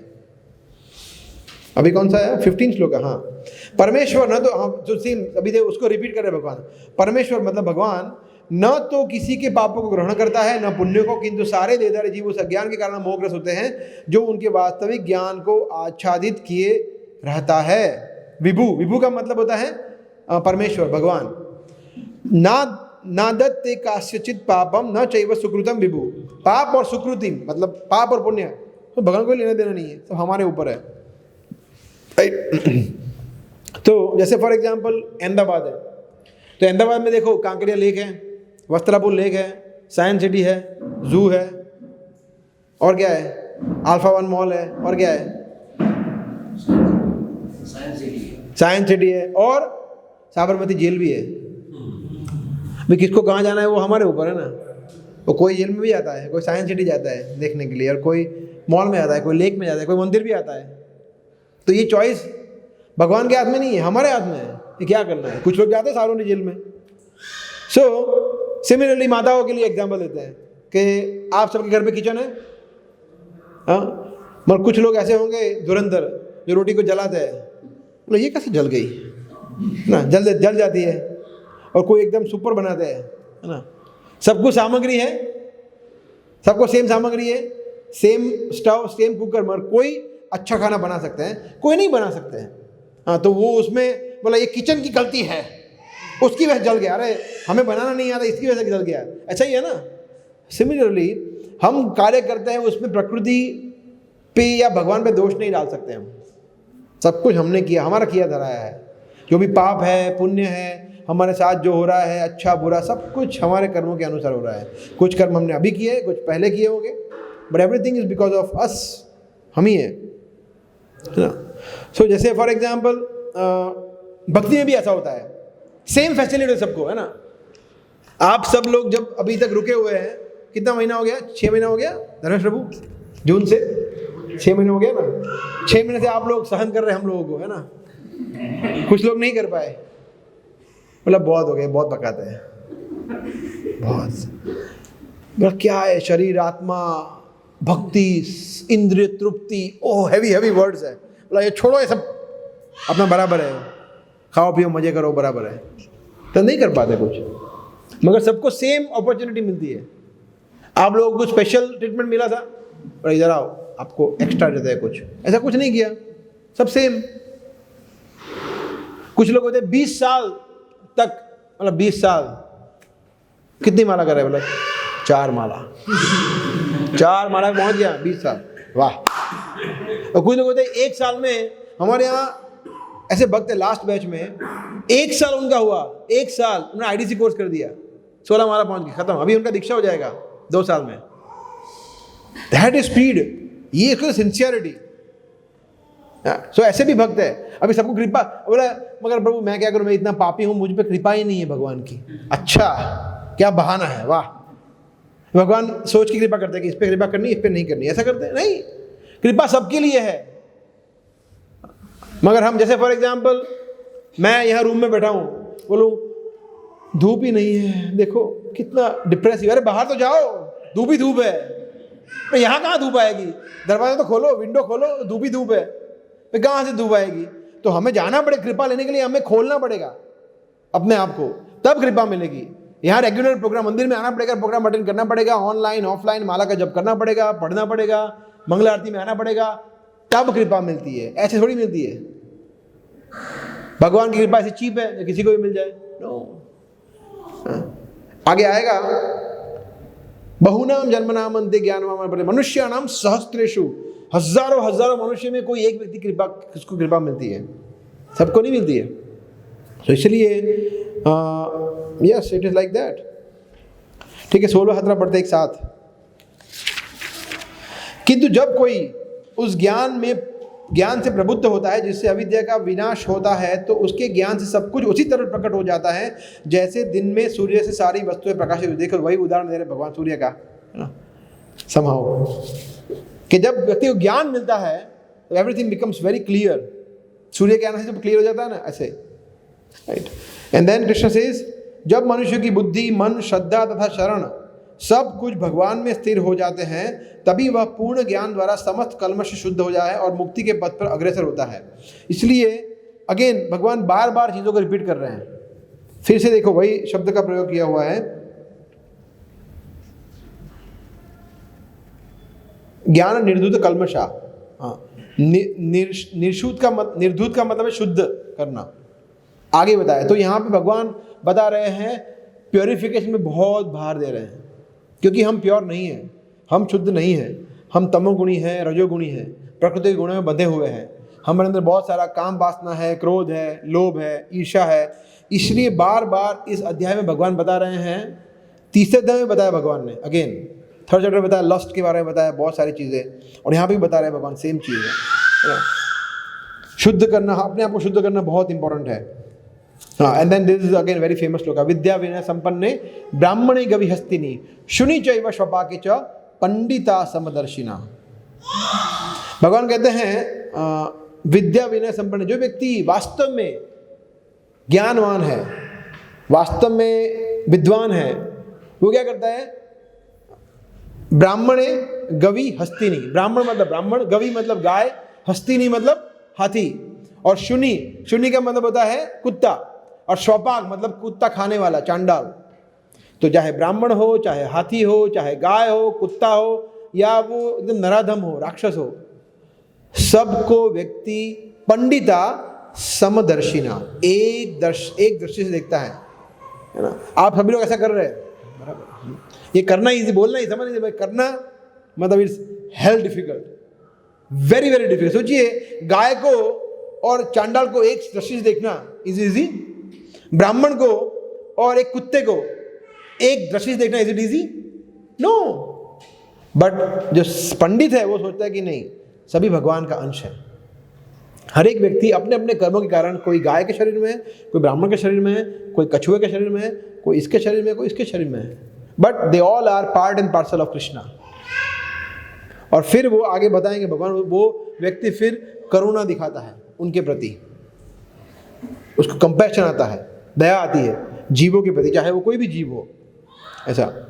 तो वो क्या करता है, वो परमात्मा देखता है। जैसे हम एक दूसरे को प्रणाम करते हैं ना जब मिलते हैं, तो इस्कॉन में तो वो शरीर को प्रणाम नहीं करते हैं, शरीर के अंदर जो आत्मा है, परमात्मा है, उनको प्रणाम करते हैं कि आपके अंदर आप प्रभु हैं, आपके अंदर भगवान विराजमान है, आप माता जी है, आपके अंदर भगवान विराजमान है, हम वो परमात्मा को प्रणाम करते हैं। It is like that. और इसीलिए आप देखिए इस्कॉन में, अगर आप देखें तो इस्कॉन में आपको हर प्रकार का व्यक्ति मिलेगा, बंगाली हो, गुजराती हो, मराठी हो, चाइनीज़ हो, तेलुगु हो, फ्रेंच, जर्मन, रशियन, फारसी, उर्दू, मुस्लिम, क्रिश्चियन, स्त्री, पुरुष, बच्चे, गृहस्थ, वानप्रस्थ, सन्यासी, स्टूडेंट, बिजनेसमैन, जॉब वाला, हाउसवाइफ, सब कुछ, सब A to Z, everyone is welcome, किसी को मना नहीं है। हर एक संस्था में ऐसा नहीं है।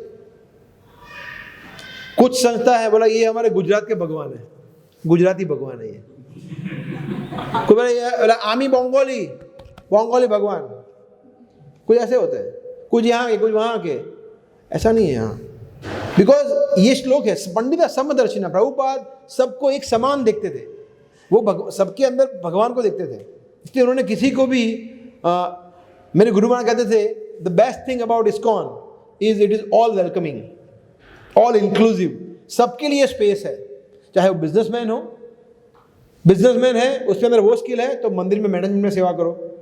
अगर आप गृहिणी है, भोग बने भगवान के लिए। अगर आप वर्कर है, शूद्र है, मंदिर में झाड़ू लगाइए।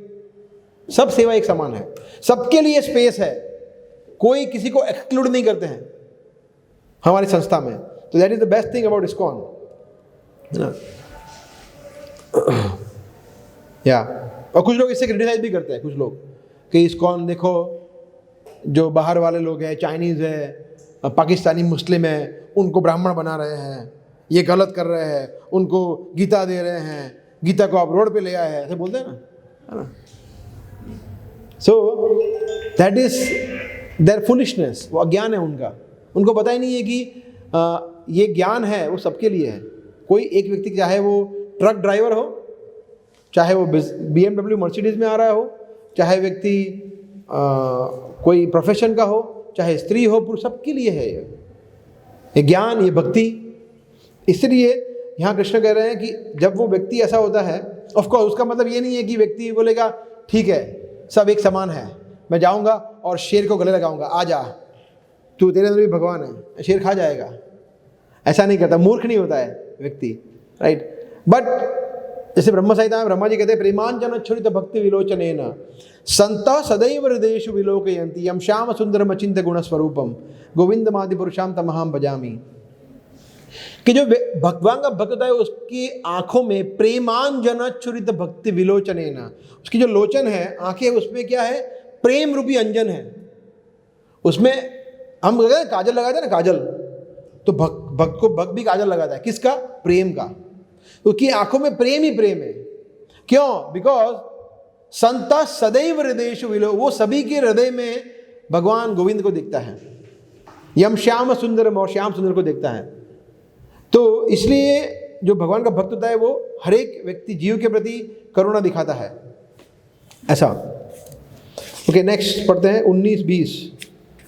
जिनके मन एकत्व तथा समता में स्थित है और उन्होंने जन्म तथा मृत्यु के बंधनों को पहले ही जीत लिया है, वे ब्रह्म के समान निर्दोष हैं और सदा ब्रह्म में ही स्थित रहते हैं। 20वां श्लोक। जो न तो प्रिय वस्तु को पाकर हर्षित होता है और न अप्रिय को पाकर विचलित होता है, स्थिर बुद्धि है, जो मोह रहित है और भगवत विद्या को जानने वाला है, वो पहले से ही ब्रह्म में स्थित रहता है। हाँ, ये जोरदार है श्लोक कि प्रिय वस्तु को पाकर हर्षित नहीं होता है ना। ऐसे समझ लीजिए कोई आपको अच्छी चीज़ मिल गई, आप बहुत टाइम से बिजनेस कर रहे हैं, बहुत टाइम से आपको एक वर्क ऑर्डर चाहिए था, वो ऑर्डर मिल गया आपको 2 लाख का, 2 करोड़ का। बोला क्या बात है, चक दे पट्टे, चलो पार्टी करते हैं, ये मजा आ गया। नहीं, भक्त ऐसा नहीं करता है। ठीक है, ओके, गुड। और अगर बहुत बड़ा फाइनेंशियल लॉस हो गया, फैमिली में कोई परिवार में चला गया, तो भी व्यक्ति डिप्रेस नहीं हो जाता है। मतलब ठीक है, भगवान की जो इच्छा है इस पार्ट हो। जैसे नारद मुनि का, अच्छा आप लोग नहीं थे उस क्लास में जब हम चर्चा कर रहे थे नीचे गुरुकुल में, कि नारद मुनि आपको बताया जब पिछले जन्म में थे तब उनकी माता के एकमात्र पुत्र थे, उनके पिता नहीं थे, तो उनके लिए उनका परिवार कौन था, बस माता। और हुआ क्या, भगवान ने वो भी ले लिया, माता को एक सांप ने काट लिया, माता की मृत्यु हो गई। तो नारद मुनि क्या सोचा पता है, कि भगवान कितने दयालु है। यस, आपने सही सुना। उन्होंने क्या बोला, भगवान कितने दयालु है कि एकमात्र मेरी जो आसक्ति थी, भौतिक आसक्ति, भगवान ने वो भी ले ली। अब मैं 100% नारायण पे फोकस कर सकता हूँ, कृष्ण में फोकस कर सकता हूँ। ये बोलना बहुत इजी है, प्रैक्टिस करना बहुत कठिन है, बट ये हमारा गोल होना चाहिए, नारद मुनि। तो यहाँ भगवान यही बता रहे हैं कि जो व्यक्ति है वो अप्रिय को पाकर विचलित नहीं होता है। अप्रिय मतलब जैसे किसी का परिवारजन का मृत्यु हो गया या कोई भी एग्जाम्पल, तो वो अप्रिय हो गया, उसको पाकर भी विचलित नहीं होता है। ऐसा हमारा क्या होता है, हम तो जॉब में बहुत स्ट्रेस आ गया, बोला आज बहुत स्ट्रेस, छोड़ो भी क्या माला करे, भक्ति करने से भी कुछ फर्क नहीं पड़ता है, क्या करें, मंगला आरती, क्या मंगला आरती जाए, हमारे यहाँ कुछ मंगल तो हो नहीं रहा है, क्या मंगला आरती जाए, सब अमंगल ही अमंगल हो रहा है। तो ये सोचते हैं भक्त लोग। तो ऐसा नहीं सोचते, भक्त लोग नहीं, जो भक्त अभी बनने का प्रयास कर रहे हैं, वो भगवान के भक्त ऐसे नहीं होते हैं, राइट। सो सम सुख दुख होते हैं, भक्त होते हैं वो, ठीक है। 21वां श्लोक आया ना, सो कॉन्ग्रेचुलेशन, हमने 2/3 पार कर दिया, अभी 9 श्लोक बाकी है। ठीक है, चलेगा? इस स्पीड से जा रहे हैं, थोड़ा फास्ट जाऊं? आप लोग बोल नहीं रहे, क्या बोले, कौन से मुंह से बोले इतना लेट आया है? एनीवे 21वां श्लोक, 21, यस। ऐसा मुक्त पुरुष भौतिक इंद्रिय सुख की ओर आकृष्ट नहीं होता, अपितु सदैव समाधि में रहकर अपने अंतर में आनंद का अनुभव करता है। इस प्रकार स्वरूप सिद्ध व्यक्ति परब्रह्म में एकाग्रचित्त होने के कारण असीम सुख भोगता है। तो यहाँ पे बताया गया है कि सच्चा सुख जो है वो अंदर से आता है, और ये मेरा पर्सनल अनुभव है कि जब मैं भागवतम पढ़ता हूँ तब मुझे लगता है कि सही में मैं कल क्यों नहीं पढ़ा था इतने अच्छी तरह से, तब ऐसा लगता है कि एक्चुअली अभी अच्छा लग रहा है। और जब भागवतम नहीं पढ़ते हैं, जब भक्ति में भक्तों के यहाँ पे आते नहीं हैं, भक्तों से मिलते नहीं है, तो हमें अच्छा नहीं लगता है। ये सब सबका आपका भी अनुभव होगा। जब यहाँ पे आते हैं, माला का जप करते हैं, मंगला आरती आते हैं, भगवान के दर्शन करते हैं, हरिनाम का जप करते हैं, कुछ अच्छा सुनते हैं, पढ़ते हैं, लेक्चर सुनते हैं, तो कितना शांति का अनुभव करते हैं, कितना आनंद का अनुभव करते हैं। और अनुभव करते इसीलिए आप यहाँ पे बैठे हैं, राइट? तो ये भगवान यही बोल रहे हैं कि व्यक्ति वो अंदर से उसको आनंद मिलता है। उसको आनंद प्राप्त करने के लिए बाहर की चीज़ों की ज़रूरत नहीं रहती है। टेलीविज़न, इंटरनेट, खाना पीना, उसकी ज़रूरत नहीं रहती है। वो ही कैन, इसको कहते हैं टेक्निकली आत्माराम। आत्माराम का मतलब है अंदर से अपने आप में वो संतुष्ट है। राम मतलब आनंद, ऐसा। परंतु अगर व्यक्ति भोग में लगा हुआ है तो नहीं होता। जैसे हमने देखा है वो हाथी का स्नान, भोग भी करना है, भक्ति भी करना है, ऐसा नहीं होगा। भोग एंड भक्ति दे गो इल टुगेदर, वो दोनों एक साथ नहीं हो सकती है। આપણે ગુજરાતીમાં કહેવાય છે ને, હસવું અને લોટ ફાંકવો, है ना? हिंदी में बोलते हैं ऐसा? नहीं बोलते ना, छोड़ो, है ना? ऐसे हंसते हंसते आप आटा खा सकते हैं? नहीं खा सकते ना। या तो आटा खाओ या हंसो, है ना? ऐसा। तो मैंने उसका हिंदी ट्रांसलेशन कर दिया। So anyway the point is that दोनों एक साथ नहीं कर सकते हम, कि मजे भी करना है और भक्ति भी करना है। नहीं, मजे करो मतलब सजा मिलेगी बाद में, दो सजा भुगत लो, या अभी भक्ति करो और फिर अनंत काल तक आनंद का अनुभव करो, है ना? तो ये 18वें अध्याय में आएगा सुख, सत्वगुणी सुख, रजोगुणी सुख, तमोगुणी सुख। 18वें अध्याय में आता है सात्विक, राजसिक और तामसिक सुख। शुरुआत में अमृत के तुल्य होता है, बाद में विष के समान है, वो है राजसिक सुख। शुरुआत में वो विष के समान है, 3:30 को मंगला आरती कौन उठता है, ये क्या है, विष के समान है। परंतु अंत में वो अमृत के समान है। जब आप आते हैं और आप यहाँ पे सुनते हैं संसार दावा नलनी ढलोक, तो आपको अमृत तुल्य लगता है, वो सात्विक सुख है। और जो तमोगुणी सुख कैसा है, वो शुरुआत में भी बंधन के, मतलब वो निद्रा आलस्य प्रमादोत्थम तत्तामसम उदारतम 18 चैप्टर में कहा गया है। तो इसके बेसिस पे यहाँ भगवान बता रहे हैं कि व्यक्ति अपने आत्मा, अपने अंदर सुख का अनुभव करता है। दैट इज शुद्ध सत्व में वो सुखी रहता है, भगवान का भक्त। या ओके, नेक्स्ट 22वां श्लोक। अभी ये जो नेक्स्ट श्लोक है ना, बहुत इंपॉर्टेंट श्लोक है, आगे वाले सभी। बुद्धिमान मनुष्य दुख के कारणों में भाग नहीं लेता जो कि भौतिक इंद्रियों से संसर्ग से उत्पन्न होते हैं। फिर से रिपीट करता हूं, बुद्धिमान मनुष्य दुख के कारणों में भाग नहीं लेता जो कि भौतिक इंद्रियों के संसर्ग से उत्पन्न होते हैं। हे कुंती पुत्र, ऐसे भोगों का आदि तथा अंत होता है, अतः चतुर व्यक्ति उनमें आनंद नहीं लेता। यही संस्पर्शजा भोगा दुख योनव एवते। संस्पर्शजा भोगा मतलब जो इंद्रिय वस्तुओं से मिलने वाले जो भी वो दुखी होते हैं। तो हमारी आंख, कान, त्वचा, जीवा आंख हमें दुखी देने वाली है। मन, बुद्धि, अहंकार दुखी दुख देने वाले हैं। इसलिए व्यक्ति न तेषु रमते बुध। बुध मतलब बुद्धिशाली व्यक्ति उसमें आनंद नहीं लेता है। ऐसे फॉर एग्जाम्पल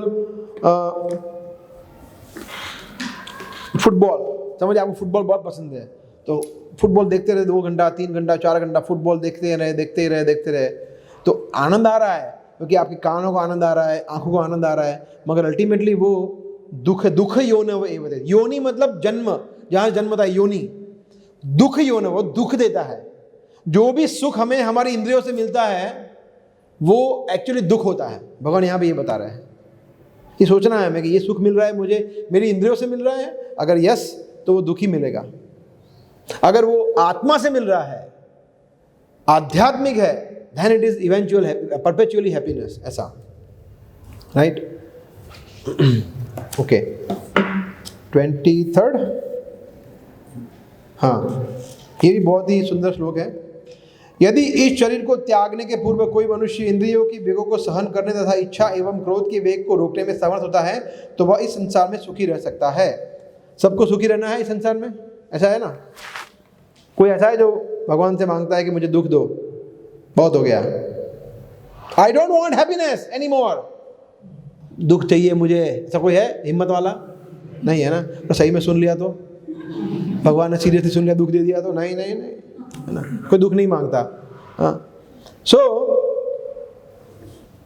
यहां पे बता रहे हैं शक्नोति व यह सोडुम प्राक शरीर विमोक्षणात्। तो कब व्यक्ति काम क्रोधो भवम वेगम, काम क्रोध उसके जो वेग है ना, काम वासना का वेग, क्रोध का वेग और भी अनेक वेग, उसको जो काबू में रख सकता है ना, वो वास्तविक सयुक्त सुखी न रहा, उसको सुख मिलता है। ऐसा जो भी हमारा अनर्थ है उसको वेगों को दमन करने से, तो जो भी हमारे मन का पुशिंग है, हमारे जिह्वा का पुशिंग है, वेग है, ये खाना है, ये करना है, वो करना है, ये देखना है, ये बोलना है, ये करना है, ये सब ना, तो उसको टॉलरेट करना है। दैट इज कॉल्ड तपस्या। तपस्या, यही तपस्या है। एकादशी में क्या होता है? वही तो, खाने की बहुत इच्छा होती है मगर नहीं खाना है, तपस्या, ऐसा, राइट? माला का जप में क्या होता है? मन भागता है मगर मन को वापस ले आना है, यहाँ पे हरि नाम को लाना है, दैट इज तपस्या, है ना? तो ये कब तक करना पड़ेगा? 5 साल, 10 साल, 30 साल, 50 साल? तो यहां पर बताया है प्राक शरीर विमोक्षणात्। शरीर विमोक्षणात् मतलब जब तक शरीर है तब तक। ये है बढ़िया, है ना? क्यों ऐसा? तो क्योंकि देखिए, अगर मैं आपको ऑप्शन दे रहा हूं, 3 ऑप्शन, ठीक है? आप बताइए इसमें से क्या होगा। 40 साल आपने भक्ति की और माया को पछाड़ा, माया आपको कुछ नहीं बिगाड़ पाई, जबरदस्त भक्ति की, एकदम सुपर वाली, है ना? फिर 40 साल के बाद माया आपके स्वप्न में आएगी या आपके सामने हथियार रख देगी, ये तो कुछ करता ही नहीं है, जा मैं जा रही हूँ, ये हो सकता है पहला ऑप्शन। दूसरा ऑप्शन कि माया, कृष्ण ये सुनता ही नहीं मेरा, मैं कितना बोलती हूँ कुछ करता ही नहीं है, मुझे नहीं करना है इसका जॉब, छोड़ो, कोई और क्लाइंट दो मुझे, ये होगा। या तीसरा ऑप्शन ऐसा होगा कि एक दिन 40 साल के बाद आप जगेंगे, मैं मुक्त आत्मा हो गया, wow I am pure devotee now. इसमें से क्या होगा बताइए? ए, बी या सी? बोलिए क्या होगा? हाँ, तीनों होगा या तीनों नहीं होगा? कुछ नहीं होगा। सोचिए इसमें क्या लिखा है भगवान ने। प्राक शरीर विमोक्षणात्, शरीर को त्यागने तक हमें तपस्या करना है, माया से लड़ना है। इसमें तो कुछ नहीं होने वाला है, बाय द वे, सोचिए मत, ज़्यादा एक्साइटेड होने की ज़रूरत नहीं है कि इसमें से कुछ होगा, कुछ नहीं होने वाला है। माया बहुत स्ट्रांग है, वो ऐसे हथियार नहीं डालेगी ना। सुनो, सो इसीलिए एकादशी का व्रत लाइफ टाइम, मंगला आरती लाइफ टाइम, शास्त्र पढ़ना लाइफ टाइम, हरिनाम लाइफ टाइम, सब कुछ लाइफ टाइम ही है। ऐसा नहीं है कि भाई दीक्षा हो गया उसके बाद खत्म, सन्यास हो गया। सन्यासी भी, हमारे कुछ सन्यासी 64 माला करते हैं सन्यासी, सोचिए 64 राउंड्स करते हैं सन्यासी, और वो हमसे ज़्यादा काम करते हैं। ऐसा नहीं है कि वो मतलब उनको क्या है, सन्यासी है, उनको कुछ काम नहीं है तो हम तो जॉब करते हैं, नहीं, हमसे ज़्यादा करते हैं वो सेवा। 64 राउंड करते हैं वो। 2 बजे उठते हैं, रात को 11 बजे सोते हैं, 3 घंटा सोते हैं सिर्फ। ऐसे अनेक सन्यासी है इस्कॉन में, प्रभुपाद तो थे ही ऑफकोर्स, 64 माला करते हैं। अब उनको माला करने की ज़रूरत है ही नहीं, वो ऑलरेडी मुक्त आत्माएं हैं, वो शुद्ध नाम ले रहे हैं, सन्यासी है, भगवान के धाम जाने के उत्तराधिकारी ऑलरेडी हो गए हैं वो। फिर भी वो हमें बताने के लिए वो उदाहरण प्रस्तुत कर रहे हैं कि मैं भी कर रहा हूँ, तो हम तो कौन से खेत की मूली है। इसलिए प्राक शरीर विमोक्षणात्, है ना, लाइफ टाइम हमें ये करना है ना। सो मगर हमें लगता है कि बाबू ये बहुत डिफिकल्ट है, लाइफ टाइम तो कैसे कर रहे हैं, तो ये तो ज़्यादा हो गया, मतलब इतना इतना। सबसे पहले तो हमें पता ही नहीं कब तक जीने वाले हम।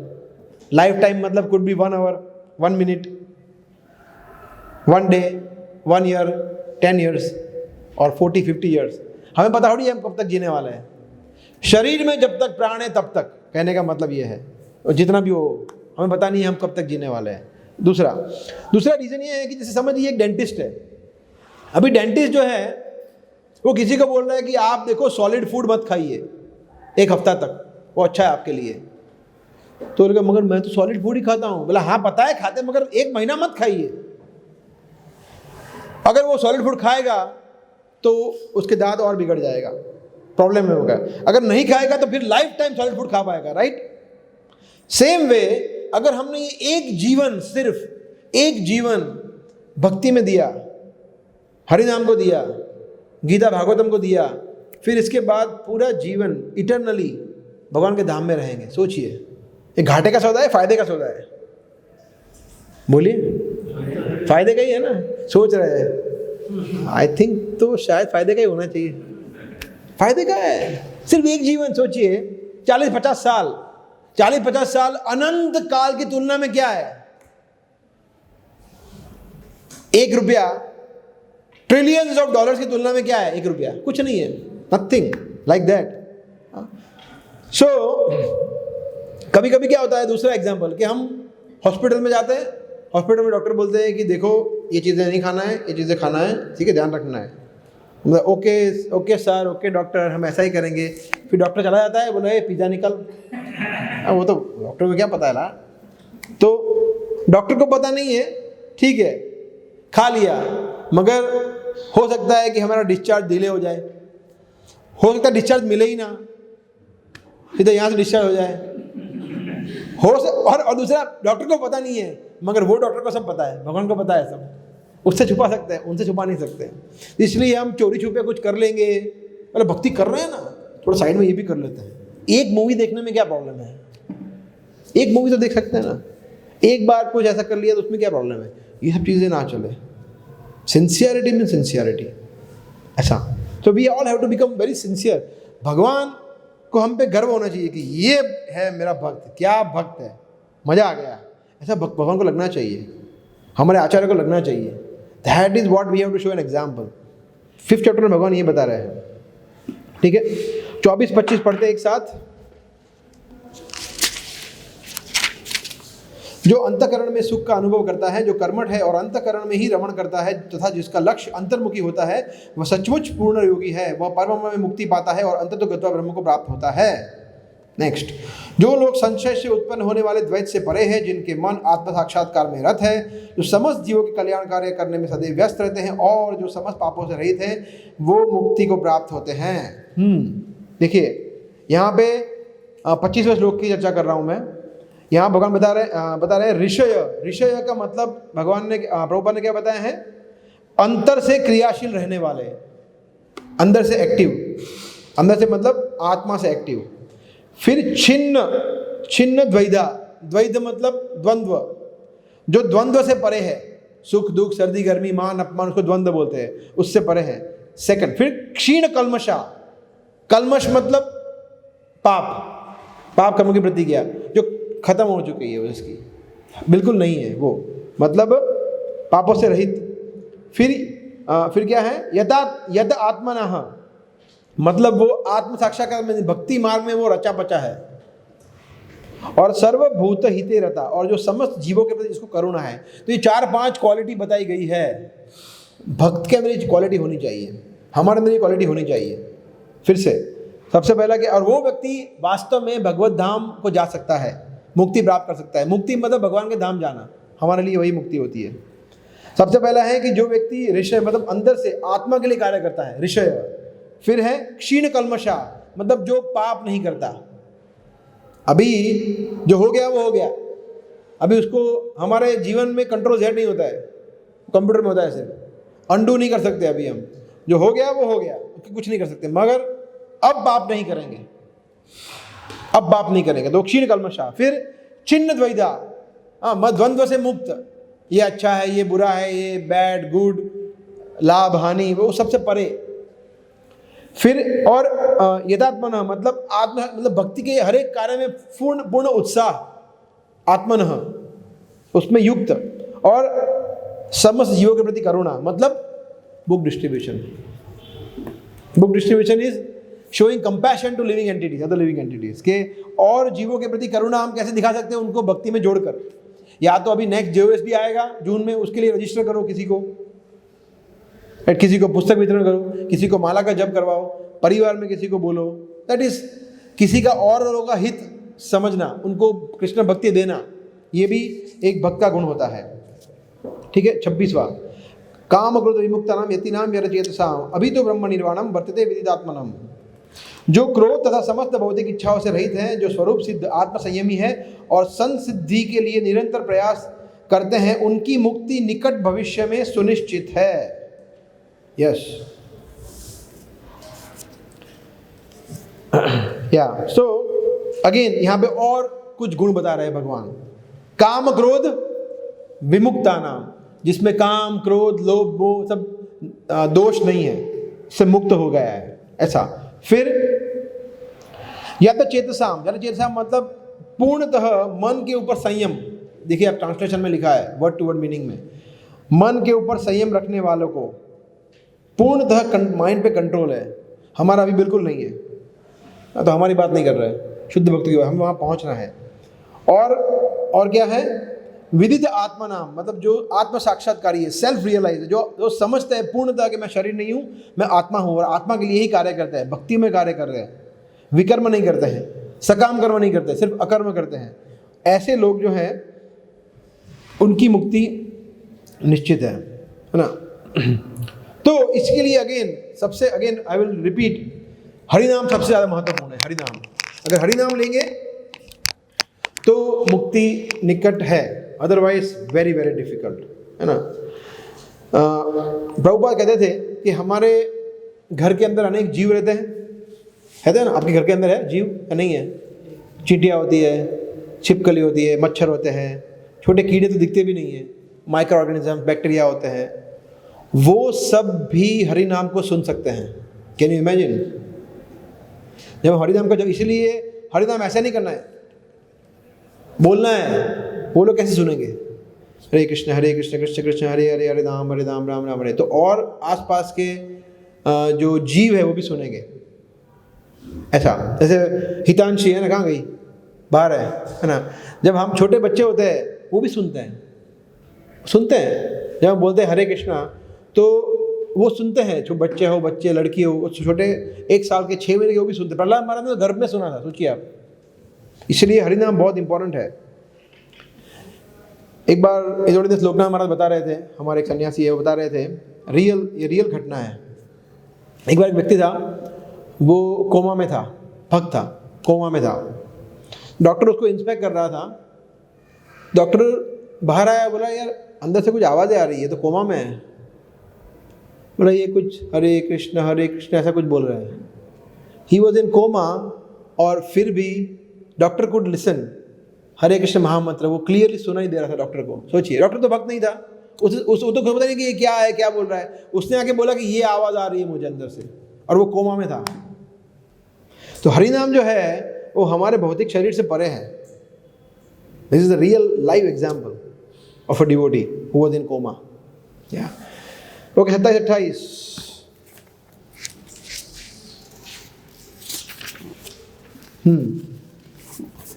समस्त इंद्रिय विषयों को बाहर करके दृष्टि को बाहों के मध्य में केंद्रित करके प्राण तथा अपान वायु को नथुनों के भीतर रोक कर, और इस तरह मन इंद्रियों तथा बुद्धि को वश में करके जो मोक्ष को लक्ष्य बनाता है, वह योगी इच्छा, भय तथा क्रोध से रहित हो जाता है। जो निरंतर इस अवस्था में रहता है वह अवश्य ही मुक्त है। तो बहुत हैवी बताया है ना। क्यों बताया पता है? तो इसके बाद भगवान यही बताने वाले 6ठे अध्याय में। भगवान यहाँ पे ट्रेलर दे रहे हैं। अभी अर्जुन प्रश्न पूछेंगे इसके बाद, तो भगवान को बताना है ध्यान योग, बताना है ध्यान योग। इसके लिए भगवान यहाँ पे एक श्लोक बता रहे हैं, एक ट्रेलर दे रहे हैं। अभी अर्जुन पूछेंगे इसके ऊपर, ऐसा। सो देखिए, हमने यहाँ पे अलग अलग स्टोरीज देखी ना, भक्तों की, सॉरी क्वालिटीज़ देखी ना, क्वालिटीज़। ये क्वालिटीज़ बहुत इंपॉर्टेंट है हमें अंदर कल्टीवेट करने के लिए। पाप से रहित होना, सिर्फ भगवान के लिए कार्य करना, मन पे नियंत्रण करना। ये 5वां अध्याय हमें ये सिखाता है, how to become a better devotee.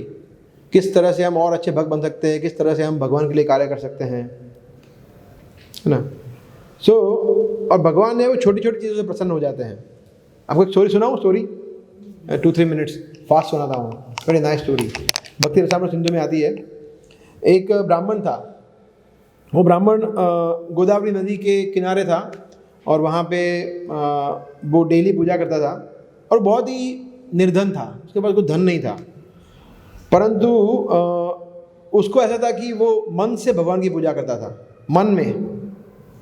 तो भगवान का अभिषेक किया, भगवान को सुंदर वस्त्र, भगवान का अभिषेक किया, भगवान को अत्तर दिया, भगवान का वस्त्र से अलंकार किया, वस्त्र भगवान को पहनाए, फिर भगवान को भोग लगाया, बहुत ही मतलब ह्यूज 56 भोग लगाया, भगवान ले रहे हैं, भगवान का आरती किया। तो ये सब वो सब मन में हो रहा है, रियल में कुछ नहीं हो रहा है, मन में सब चल रहा है, मानसिक पूजा, है ना, ऐसा हो रहा है। तो भगवान को अलग अलग नदियों के जल से अभिषेक किया, गंगा यमुना, तो मतलब पूरा एकदम गॉर्जियस रिचुअल्स वो मन में वो सोच रहे थे। और फिर भगवान को भोग लगा रहे थे, तो भोग बना रहे थे भगवान के लिए, तो उन्होंने उसमें खीर बना रहे थे, खीर। तो खीर बनाते हैं तो आप लोग कैसे टेस्ट करते हैं खीर बन गया या नहीं? हाँ, फिर चावल वाला खीर तो है, चावल वाला तो चावल पके हैं, तो कैसे पकेंगे? हाँ, तो उसमें से लेके फिर चावल को ऐसे प्रेस करेंगे, राइट, या फिर उसमें उंगली डाल के देखेंगे कितना गाढ़ा है वगैरह। तो ब्राह्मण ने देखा कि ये भी बन गया है, नहीं बना है, बहुत गर्म नहीं है ना, तो उसको ठंडा करके रख दिया, और अभी पूरा गर्म है, उसने उंगली उसमें डाली, ब्राह्मण ने। मन में हो रहा है ये सब, रियल नहीं है, मन में। उसने फिर सोचा कि ये अभी ये ज़्यादा गर्म नहीं है ना भगवान को भोग लगाने के लिए, तो पहले चेक करता हूँ। तो उंगली डाली, तो बहुत गर्म था, उंगली जल गई, और जैसे ही ऐसा हुआ उसकी आंखें खुल गई, और वास्तव में उसकी फिंगर बर्न थी, वास्तव में उसकी उंगली जल गई। ये प्रभुपाद बताते हैं, ये भक्ति रसामृत सिंधु में स्टोरी आता है। तो लक्ष्मी देवी और नारायण वैकुंठ में थे और भगवान हंस रहे थे।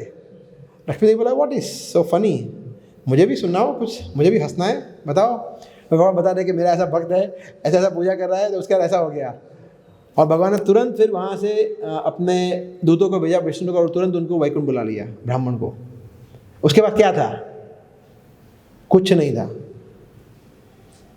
तो भगवान गजेंद्र के पास क्या था? गजेंद्र का स्टोरी अगर आपको पता नहीं है, तो गजेंद्र एक हाथी था जो मगर ने उसको पकड़ लिया, और मगरमच्छ ने, और उसका देवताओं के 1000 वर्ष तक युद्ध चला, और धीरे धीरे उसकी शक्ति क्षीण हो गई, बिकॉज वो लैंड एनिमल है, और क्रोकोडाइल जो है वो तो वाटर एनिमल है, उसकी शक्ति बढ़ती गई, और बोला अभी तो गया मैं, कुछ नहीं। तो उसने देखा कि वहाँ पे कमल पुष्प था, तो कमल पुष्प लिया और भगवान को ऑफर किया, नारायण अखिल गुरु भगवान नमस्ते, और भगवान को ऑफर किया, और भगवान तुरंत वहाँ प्रकट हुए और वो मगरमच्छ का गला काट दिया तुरंत। सिर्फ एक कमल पुष्प को ऑफर किया, कुछ नहीं, और भक्ति भाव से। तो ऐसे अनेक अनेक उदाहरण है। द्रौपदी का उदाहरण लीजिए, सुदामा का उदाहरण लीजिए। भगवान को कुछ नहीं चाहिए, भगवान को हमारा शुद्ध हृदय चाहिए। जो अभी हमें बताया ना कि भगवान को he needs our soft and pure heart, ऐसा, राइट। पर तो हमारा क्या है कि हम इतना सब कुछ सुनने के बाद भी हम वैसे के वैसे ही रहते हैं। हमारा प्रॉब्लम वो है, हम एकदम हमने वो प्रण लिया है कि हम नहीं सुधरेंगे, हम तो वैसे ही रहेंगे। अरे जो भी गजेंद्र है, मैं क्या करूँ उसमें, मैं तो ऐसा ही हूँ, मैं तो क्या करूँ अभी। तो ऐसा ना चले। जब हम सुनते हैं कृष्ण की शिक्षा, कृष्ण की कथा, वो हमारे प्योरिफिकेशन के शुद्धिकरण के लिए है। हर एक फ्राइडे के बाद टेंजिबली भक्ति में प्रोग्रेस होना चाहिए। हर एक बार सुनने के बाद कुछ टेंजिबल प्रोग्रेस होना चाहिए कि नहीं, अब तो मैं अच्छी तरह से माला का जप करूंगा, अब तो मैं माला का जप बढ़ाऊंगा, या माला शुरू करूंगा, या मैं मंगला आरती जाना शुरू करूंगा, या रेगुलर जाऊंगा, या मैं अभी रेगुलर पढ़ूंगा, या मैं ये करूंगा। वो कुछ न कुछ एवरी टाइम वी हियर कुछ न कुछ परिवर्तन आना चाहिए। उसका मतलब हम यहाँ से सुन रहे हैं, वरना यहाँ से सुन रहे हैं, यहाँ से जा रहा है, आ रहा है जा रहा है, आ रहा है जा रहा है, 2 वे है। ऐसा नहीं होना चाहिए, राइट। सो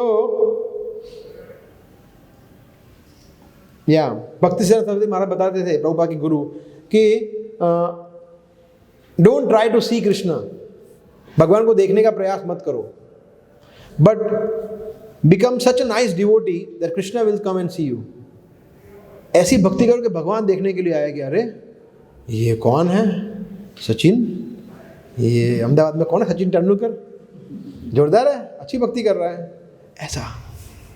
ऐसे प्रयास करना चाहिए कि भगवान हमें देखने के लिए आतुर हो जाए। लास्ट श्लोका, हाँ तो ये तो अभी बहुत ही प्रसिद्ध श्लोक है। भोक्तारम जगतपसाम सर्वलोक महेश्वरम सुहृदम सर्वभूतानाम ज्ञात्वा माम शांति मृच्छति। Very famous shloka. तो ये है पीस फॉर्मूला, इसको कहते हैं पीस फॉर्मूला। इस पे पूरा सेशन है, इस श्लोक पे पावर पॉइंट प्रेजेंटेशन है कि कैसे व्यक्ति को शांति मिल सकती है। 3 स्टेप फॉर्मूला। भगवान को हर एक प्रकार का यज्ञ और तपस्याओं का भोक्ता समझो। भोक्तारम यज्ञ तपसाम, यज्ञ का और तपस्या का। यज्ञ करना है किसके लिए करना है? कृष्ण के लिए। तपस्या करनी है किसके लिए करनी है? कृष्ण के लिए। तो सबसे पहला ये है फर्स्ट क्राइटेरिया। सेकंड, सर्वलोक महेश्वरम, सभी प्रकार के देवी देवता, सभी लोगों के, सभी मनुष्यों के, प्राणियों के स्वामी एकमात्र कौन है? कृष्ण। सर्वलोक महेश्वरम, second criteria. And third criteria सुहृदम सर्वभूतानाम, वो सबके एकमात्र सबसे परम हितैषी मित्र कौन है? कृष्ण। सबका अच्छा वो हित इच्छता है वो। ये है, ये 3 चीज अगर हमने जान ली और उस जीवन में उतार ली तो हमें शांति प्राप्त मिल सकती है, अदरवाइज नो। ऐसा राइट। सो यज्ञ, अभी यज्ञ मतलब हमारे कलयुग में कौन सा यज्ञ है? संकीर्तन यज्ञ। हाँ, तो यज्ञ करना है मगर संकीर्तन यज्ञ करना है भगवान के लिए। फिर तपस्या, तपस्या करनी है मगर हमारा क्या चल रहा है? शनिवार तो हनुमान जी के लिए, रविवार दुर्गा के लिए, सोमवार बोलिए किसके लिए? शिव जी के लिए। हाँ, मंगलवार हनुमान जी और गणपति, बुधवार गणपति, हाँ बुधवार कोई है बच गया, गुरुवार ये नया है साईं बाबा, सबसे लेटेस्ट है। हमारे शुक्रवार संतोषी माता। ये ऐसा नहीं है, एकादशी करो, मोर देन इनफ। एक भी व्रत करने की जरूरत नहीं है, इंक्लूडिंग करवा चौथ। है क्या बोल रहे हैं? करवा चौथ छोड़ दे। हाँ, आपके चंद्रमा पे भरोसा है? चंद्रमा आपके पति को बचाएंगे या कृष्ण बचाएंगे आपके पति को? कौन बचाएगा? चंद्रमा को कौन बचाएगा? कृष्ण। सो व्हाट इज करवा चौथ?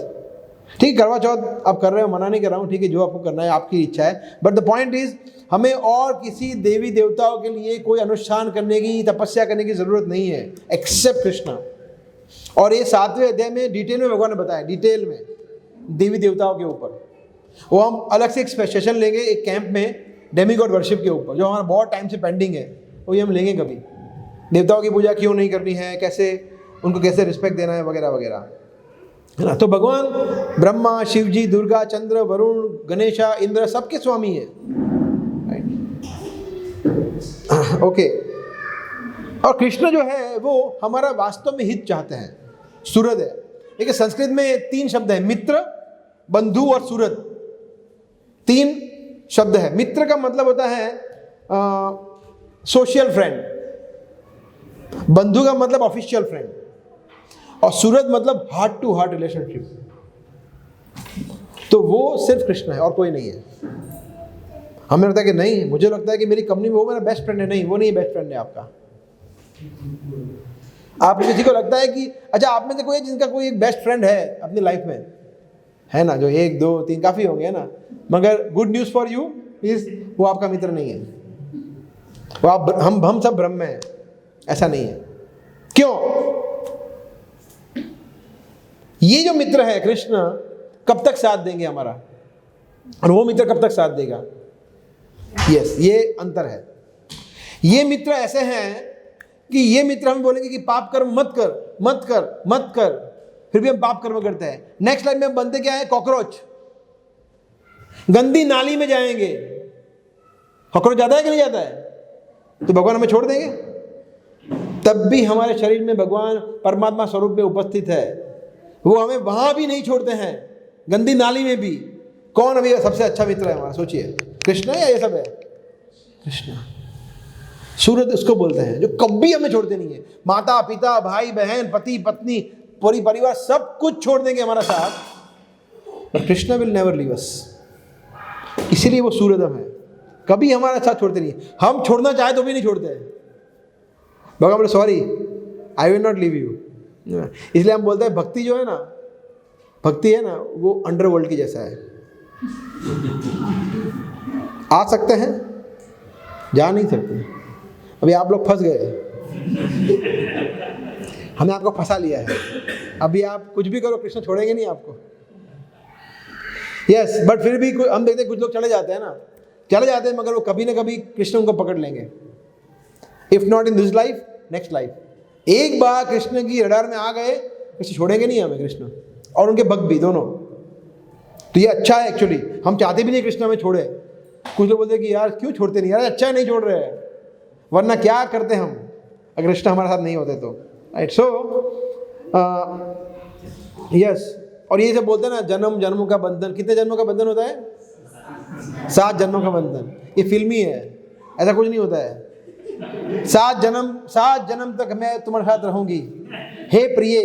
बोला हाँ मैं भी, अच्छा तुम भी, मैं भी, वाह ओके। 7 जन्म के बाद, 7 जन्म नहीं सॉरी, नेक्स्ट जन्म में मैं बनूंगी छिपकली, तुम बनोगे हाथी। हे तुम होगी अफ्रीका में, मैं होगी कोई और ग्रह पे। ऐसा होने वाला है, कुछ ऐसा होता नहीं है 7 जन्म का। ये सब बकवास स्टोरीज है, ऐसा कुछ नहीं होता है, सब हमारे कर्मों के ऊपर है।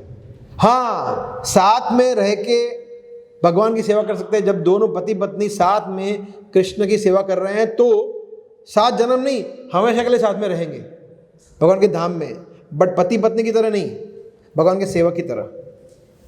ऐसा तो ये हो सकता है, साथ में रह सकते हैं, but provided we serve Krishna तब। तो अगर व्यक्ति इस तरह से समझता है तो वो शांति प्राप्त कर सकता है ना। भोक्तारम एकदपसाम सर्वलोक महेश्वरम सूरदम सर्वभूतानाम ज्ञात्वा माम शांति मृच्छति। ठीक है, तो ये 5वां अध्याय हमने जैसे तैसे करके थोड़ा फास्ट कवर करने का प्रयास किया।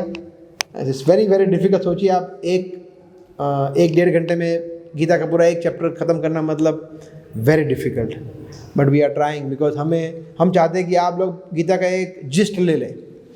18वें अध्याय का एक थोड़ा एक ब्रीफ, उसके बाद फिर आपको घर पे तो पढ़ना ही है। ऐसा नहीं है कि पढ़ लिया एक बार हो गया, मैं गीता को छोड़ दो, अभी मिलेंगे गीता बाय, मिलेंगे कब, नेक्स्ट लाइफ में। ऐसा नहीं, पढ़ना है ऐसा। बट अभी हम सिर्फ आपको ओवरव्यू दे रहे हैं ऐसा, ठीक है। So unfortunately we don't have time for question answer, so we have to stop. Question किसी का हो तो हम बाद में आप पूछ सकते हैं 1 to 1, ठीक है। Okay, thank you. Shrimad Bhagavad Gita की, श्री प्रभुपाद की।